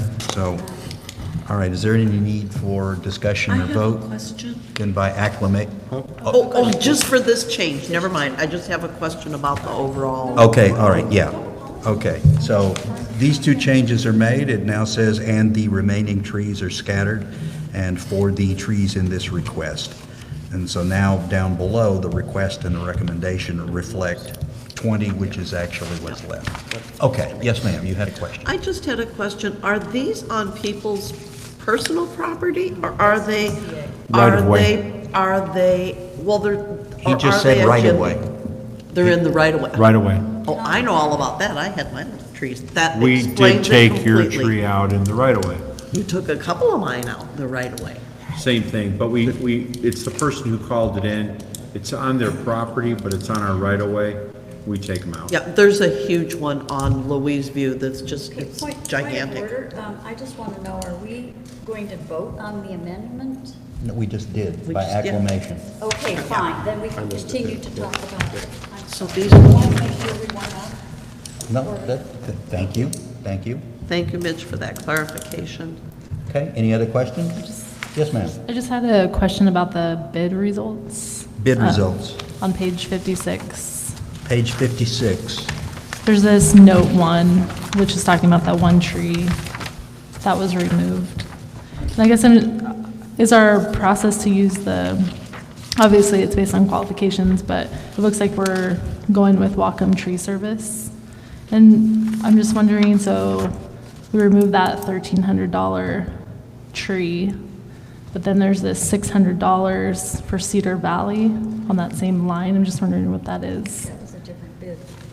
Cedar Valley was the other bid. Right, but that's for that one tree, right? Tree 19. Cedar Valley bid $600 for that tree, and Wacom Tree Service bid $1,300 for that tree. So to make the bids comparable, we had to remove the $1,300 from Wacom Tree Service and $600 from Cedar Valley. The Ascending Tree Service did not bid on removing that tree, so nothing was deducted. Okay, okay, I see that now. Thank you. It's a practice now. We ask the tree companies to give sealed bids. The sealed bids now go directly to the accounting manager. and we don't let the staff open them. We decided to just even tighten up the process a little bit more. Now they're all sealed bids. Does that clarify it? Yeah. Okay, good. Because I didn't understand a word. Okay. Any other questions? Call the question. Question has been called. Without objection, all in favor, please indicate. That is unanimous. Thank you.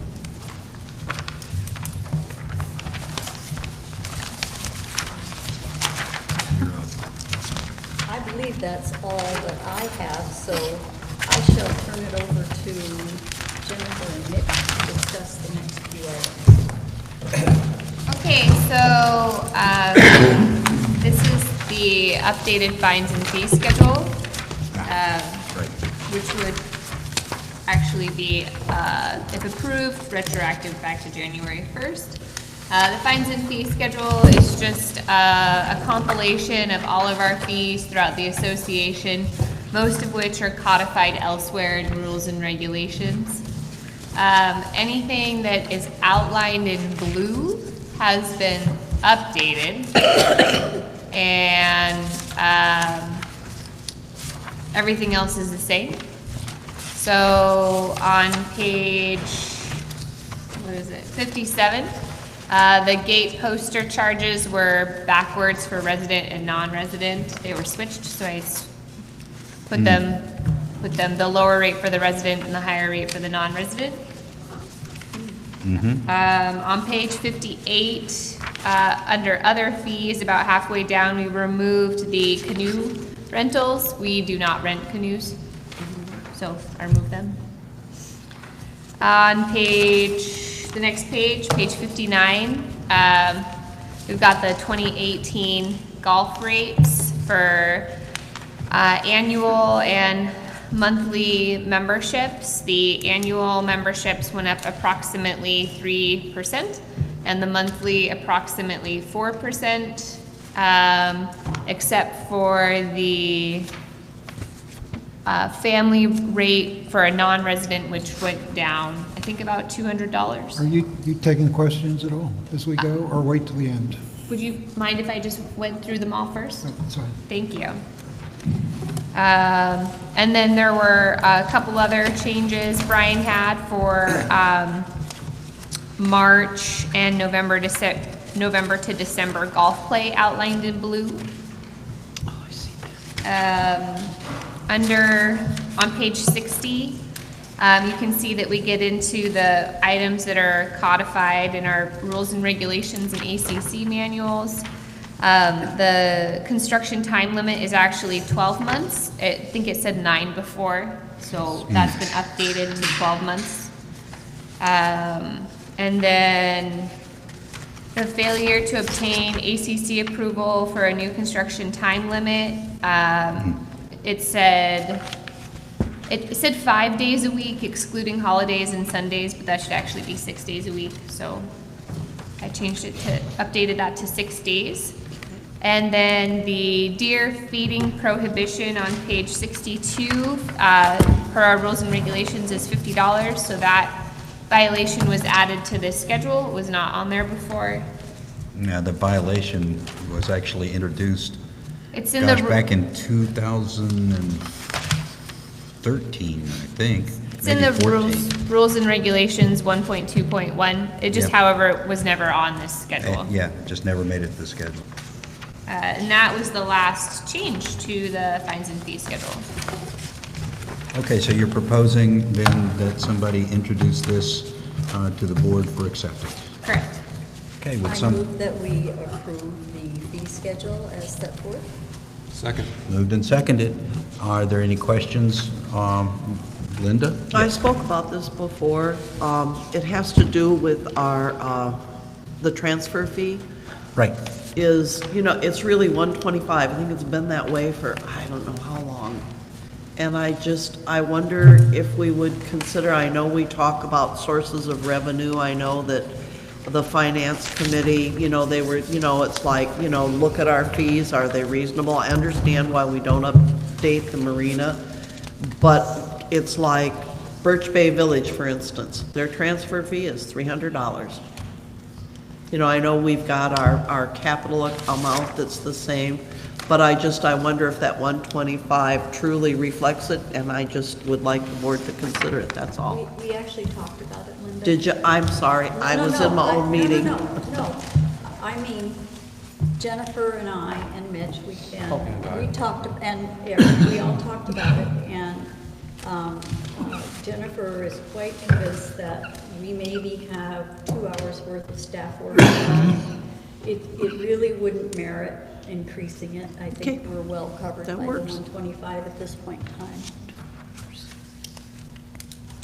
Do you have some idea out of your conversation what kind of income we're foregoing? What does that mean? I mean, how much money would we earn from doubling that fee? I don't know. But Okay. We didn't look at that Number because of transfers in the year times 125. Well, Average I don't 200. recall what the number was. I don't know if Jennifer can pull that out of her. We did talk We about did that. talk about it, and I we remember did- it we being did the not a math. huge number, but- It was on the order of the single-digit thousands. Okay, thank you. That answers the question. It's not enough to really consider. No, and the thing is, we also considered that since we already have the capital side of the transfer fee, it didn't really merit increasing this amount The operation. over and above what we really, at this point, we're good, we're covered well for quite a while, given this, unless things get very complex and we have to spend a lot more time. I wouldn't feel good about raising it, given the fact that it fairly well covers what we're doing now. Just as a point of information, I agree that it does cover our expenses. But the title transfer fee, the operations portion through November 2017 was approximately $38,000. So if we doubled it, it would be twice that. Right. Well, Okay, we so didn't now that's- specifically talk about exactly how much to increase it. Right. Yeah. Right. If we doubled it. Doubled it, yeah, we'd have more. So 38,000 is what we're earning now. That's what we earned in 2017. 20,000 was budgeted, and 20,000 is budgeted in 2018. So it depends on how many home sales, how the market is, And how much you raise it by, et cetera, et cetera, et cetera. if it were raised. Okay, so is there a motion to change that? Well, I don't hear anybody. A motion to increase the transfer fee. The Is- operations portion of the transfer fee, Yeah, is there a motion to do so? $125.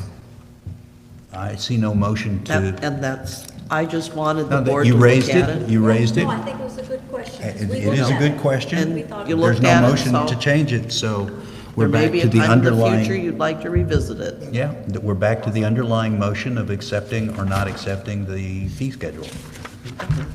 Any further questions? David? I have some questions on it. Yes. For example, on boat launch, one person, it's 50, two people, 75, three.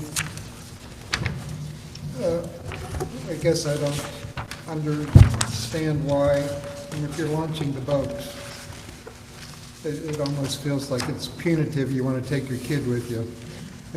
I don't know. I feel launching a boat is launching a boat, I don't know. Would you help me find that? Oh, I'm sorry, this is on page 58. On other fees, it's about 10 items down where it says other fees. Where it has boat launch, there's boat launch. There we go. person. 1, 2, and 3 people. Yeah, and then daily boat launch per person, $20. For some reason, maybe I'm misunderstanding something here, but let's say 3 of us are going out, $20 each, that's $60. Why Well, pay $100 for 3 people? Maybe the question to I guess I address. don't understand. The question for staff is, could you please explain the difference between a daily boat launch and a boat launch for 1, 2, or 3 people? All I've ever seen sold are daily boat launch fees. Okay, so the what's now the 50, 75, and 100 for a resident, you've never seen that charged? No. Not that I So, can recall. when boats are launched and the fee is charged for this daily thing, what kind of boat is being launched? Is this for canoes, kayaks, paddle boards, or is this for motorboats out of the dock, or what is this? The motorboat's out of the dock. You have to have a pass from admin to open and close the gate.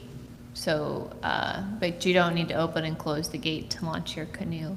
And then the per person is really how many people in the boat?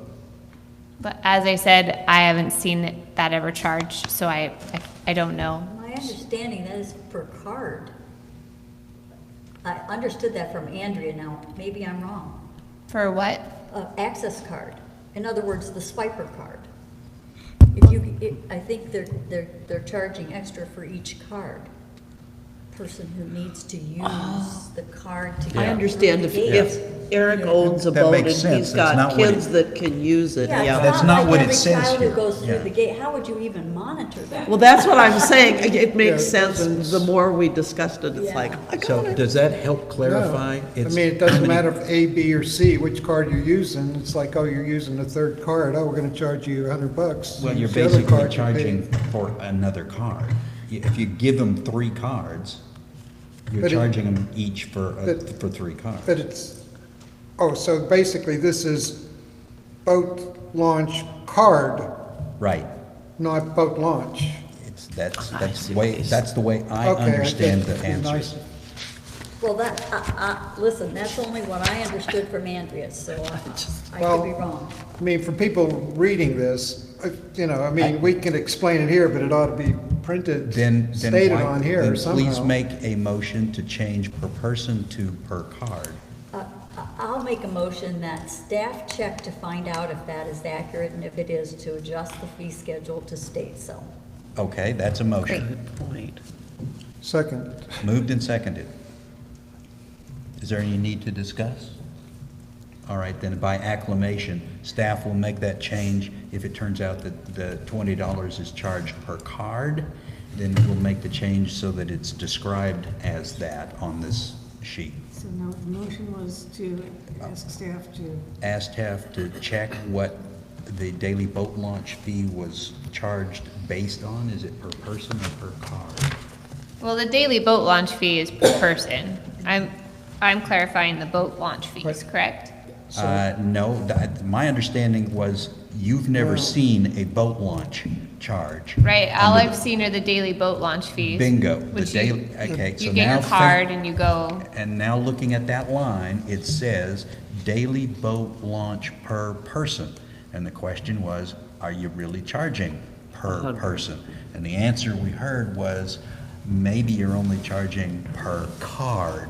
So to clarify for people who read this, we want to change the word per person on that line only. If you're charging per card, make it read per card. great. I have a question. I mean, I know we've already adopted this, this new request of staff, right? No, we have not. It's just, that's the motion, and I was getting ready to say Okay. adopted by acclamation, because I thought it was simple. but Sure. it's not. Well, it seems Point of order, you already did say it was adopted. by acclamation, I thought. I thought I got it out of my mouth, but then all of a sudden, there's questions arising. Well, then I guess Particularly from let's- staff. let's send it, And if they don't know what I we agree. voted on, well, then it's a problem. We need to make sure they understand what we just did. So I think they now understand what we just did, but what the heck, ask a question. Well, I know that when I go to get a card for something, I purchase it for the $15 or $20 or whatever the charge is, and it has my picture on it. And so that would be per person and per card at the same time. Semantics. We'll leave it at per card. Can't we just trust staff to That- put it I appropriately? agree. Yep. But we're not messing with the things that have a hyphen in them, the boat launch one person, boat launch two, because you've never seen them charged, so we're not messing with that stuff. I don't even know what it is. I'll clarify, get back to the board. Yeah, I mean, we can leave it in there if it's important, but I'm not suggesting we delete it. Okay? Great. All right. So that was adopted by acclamation. Now, the next question Actually, is David has a question. I'm sorry. the underlying, you know, the business about, for example, picnic shelters. I mean, if one's a member here, we can just, or even if you're not a member, you can just get down and bring your friends and hang out for a half a day. If it's not rented. If it's not rented. that's what I'm But if getting it at. is rented, then you do not have that right. Exactly, that's all I'm getting at, most of the time. I mean, I'm guessing, I don't know how often we rent those out, but for all practical purposes, that this is just in case you have a specific thing and nobody else can use it. That's then right. But otherwise, it's Go open enjoy yourself. for us or non-members. That's as right. well. Okay, I just wanted to. It's a be clear beautiful about- park, go enjoy it. But if you want to have a party and you want to reserve it, Right, then it's strictly for you, thank you. Now, there was something mentioned, if you can't enforce something, what's the point? I know the deer feeding, that was, We and can I enforce proposed it because there were some complaints that were made to us, and I felt almost forced to put that out there. We have the policy, but we it's can one of enforce the... it. We have complaints that there are two neighbors that seem to Okay. be squabbling a lot up in Gate 5, or Gate 3. And one feeds deer and the other one does Doesn't a like different thing that they do. And so they are constantly calling on each other. And so, I think about 2 years ago, I fined them both. And they stopped complaining. Yeah, then I ran across, there was a young lady with her hand out, and the deer was eating out of it, and I said, I'm not going to call anybody. I'm sorry. It's something, I mean, some people have deer feeding stands, Yeah. and the problem with that is I know. that we also sometimes have people that want to harvest deer. Yeah. Point of order, can we? Okay, Back anyway, on. that was the one, whether you pulled something off that we really, it's on here, but we don't really enforce, or is it something? You do, okay. Okay, we do. Okay, the other question is the difference between maybe trail fee and golf cart rental. If you rent a golf cart, you're riding on the trails, aren't you? And Yeah, but if you have your own cart. Oh, okay. People do. All right, thank you. Yeah. That answers- That's my understanding of it. I Any other think those are questions? the only ones. that- Okay. Any other questions? No. All right. Call a question. Question has been called on whether or not to adopt the fee schedule with the possible change. All in favor? That's unanimous, so I'm going to go ahead and sign the title sheet.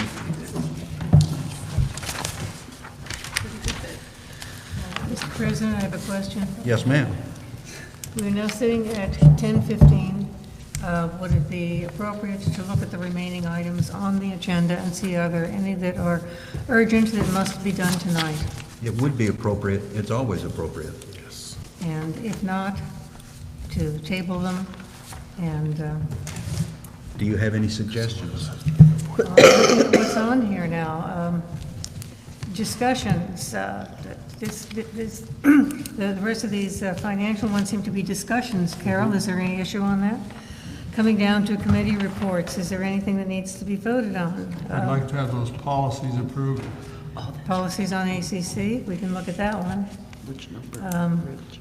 The communications charter that was approved was not the one that the committee approved. It had just Okay. a formatting So there difference. are two committee And things. we can do that anytime. As far as density reduction, coming into continuing business and new business, the 4th of July we've already handled, the board and volunteer harassment policy. Do we want to discuss that or not? So I'm suggesting that we do the two committee items and that's it. Well, Second. I don't object, but I'm still not 100% clear what you're deleting off of this. Where we are now, not deleting, but postponing until the couple of committee items. A couple of committee items. All Yeah, right, there are well, policies for ACC and the charter for communication. that's a motion that's been made. Do we need to have a discussion? Do we need to just say, yeah, let's do it? I mean, we're chewing into a chunk of the discussion items out of the Finance Committee.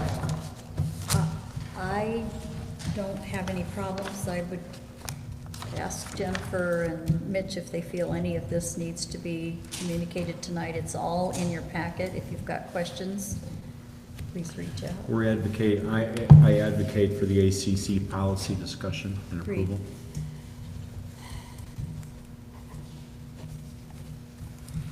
Okay, then, why don't I just start marking stuff off here? We've just, oh, wait a minute. Remind me, did we actually, yes, we did. I just signed that. Okay. Okay, so fines and fees, done. Roads projection update, postponed. SURF projection, postponed. Financial audit timing, we actually talked about that a bit. Financials, they're in the packet, so it's postponed. Committee reports and voting, architectural minutes, revised policies, and new exhibits. Okay. Sir? Those were all emailed to you for Did anybody- review. All of the comments have been incorporated. You have one handout. We changed the bottom line on Exhibit L. This one? That one, to read, rather than defining of footage, to read that it be in accordance with policy 15.5. And this is not only an assistance to the community for information-wise, but it's also assistance to security and compliance when they're driving around. So I'm asking that the board approve these changes. You so can I make incorporate. that motion. I make a motion that the board incorporate these changes. Very good. Motion's made and seconded. Is there any need for discussion? Call the question. Question has been called. All in favor, please indicate. That's unanimous. Thank Done. What should I sign? Is this the only thing Rich? Is this the only thing I need to sign to indicate that the board has passed it and approved it? No. I thought that there was a... There- I don't know that I ever been given anything I know. that the sign is approved, so. Mary, I'll just take the minutes, acknowledging that you've approved it, and we'll just incorporate the changes. You've never signed an ACC change before. Yeah, I just want to make sure that we're doing things. Yeah, we've never signed that. 76 and We take them 77. off here and incorporate. Okay. The recommended changes on 76 and 77. All right. Thank you, sir. Communications Committee, we can postpone. Do they want to approve the charter on that? It's all formatting It's all- changes, no content. You're making that motion? I would like to make a motion to approve the presented Communication Committee charter On page 8. on page 80. Second. And the changes that I'm indicating are not in anything other than formatting the charter that was approved by the board in November was had the formatting that was supposed to have been corrected and presented. So Okay. this cleans up the formatting. This is merely a typographical change. So do we need to vote on this, or can we accept by acclamation? Acclamation. Acclamation it is. I will sign and hand it to the secretary to sign.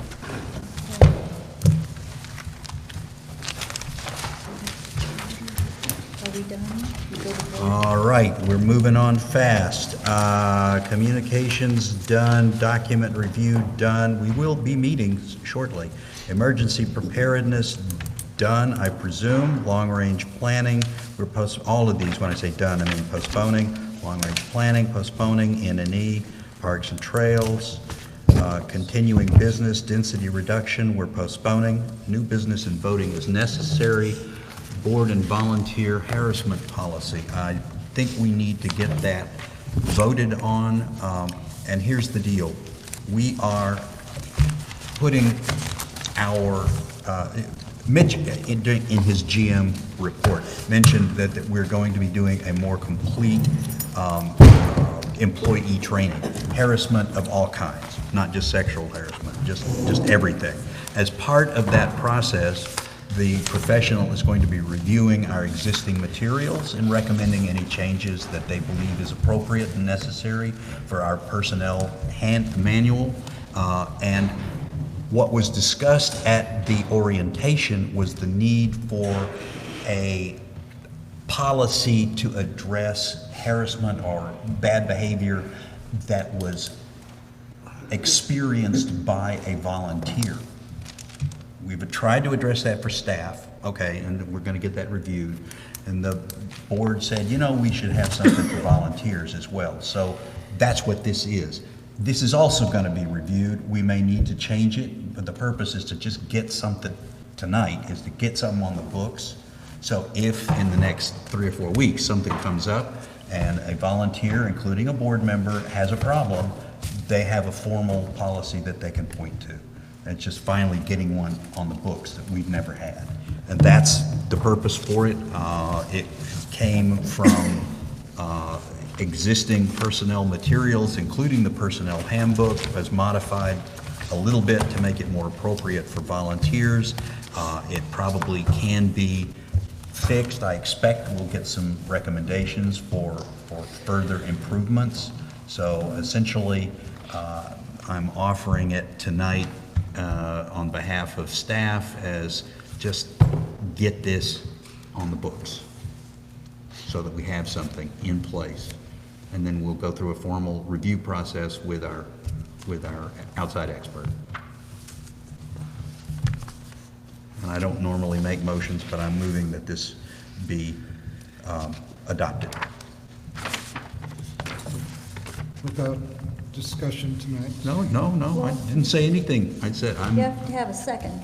it needs a second, and then we need to discuss it, and all of that kind of stuff, just like normal. I'll second it so we can discuss it, and I have a couple comments. Okay, it's been moved and seconded, and so now it's open for discussion. So who has, Carol, you have a question? I have comments. A comment. Yeah. First of all, I don't think it should be named sexual harassment policy, because really this is all harassments included here, so I would remove the sexual. And I wouldn't say, well, I want to talk about each one before we actually vote on anything. There was, under the, on the second page, reporting and response to misconduct.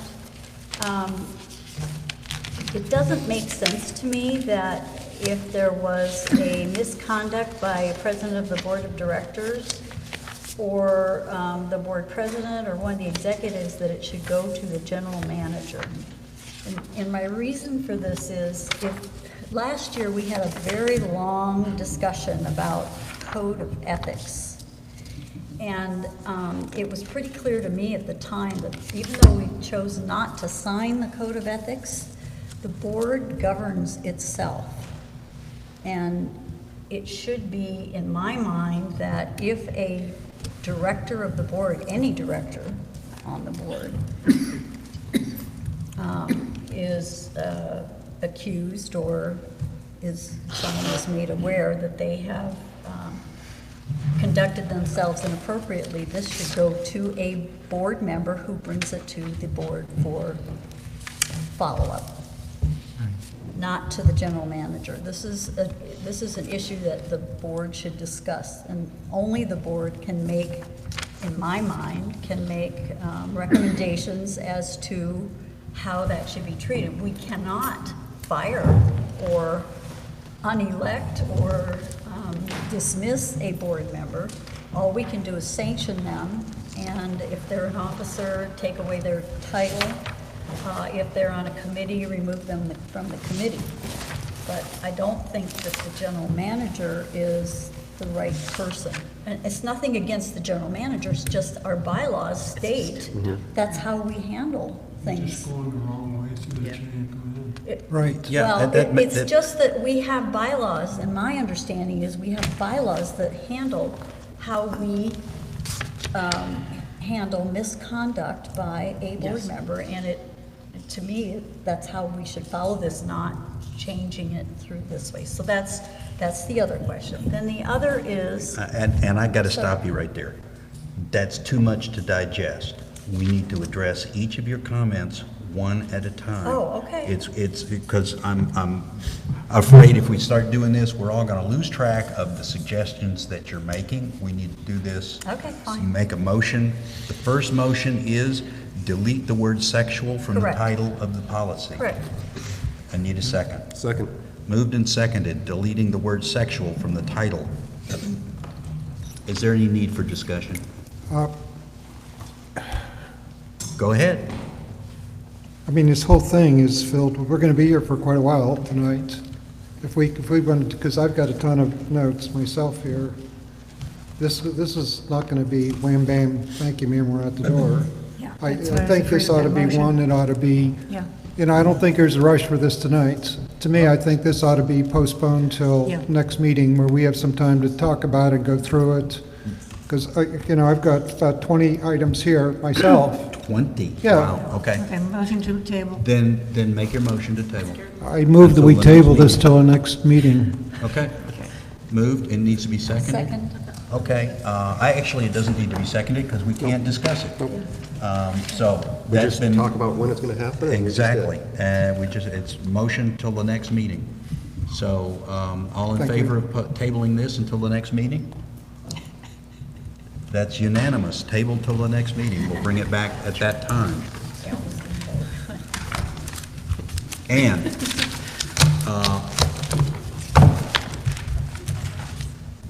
I'm trying to think what we can do. I would like to convey to Lisa, who was the source of most of this, although Rich has reviewed it.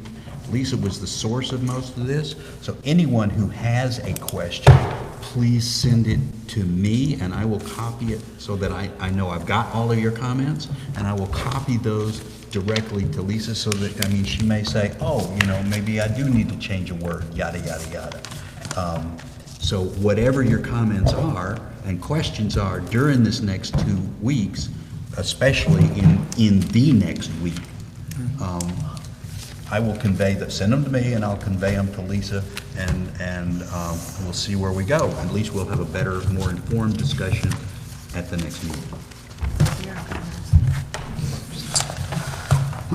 We're up to property owner comments. Okay, property owner comments and then a closed session. The reason the property owner comments are first is because we do not expect any vote.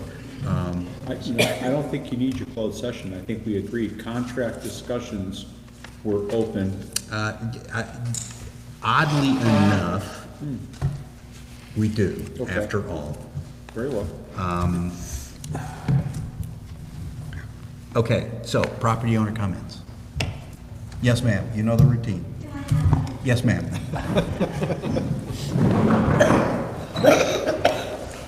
It's like Robert's rules. Sometimes it's silly, but you got to do it. As usual, I come to board meetings and I watch you, and on behalf of all the people in Sudden Valley who support you, thank you, every last one of you, for all this hard work you do. I'm always in awe. Thank you. Thank you. Thank you. Okay, and now I need a motion to go into the closed session. Motion to go into closed session. Motion to go into closed session? Second. At 10:32. 10:32, let me. Personal privilege? Pause. Go.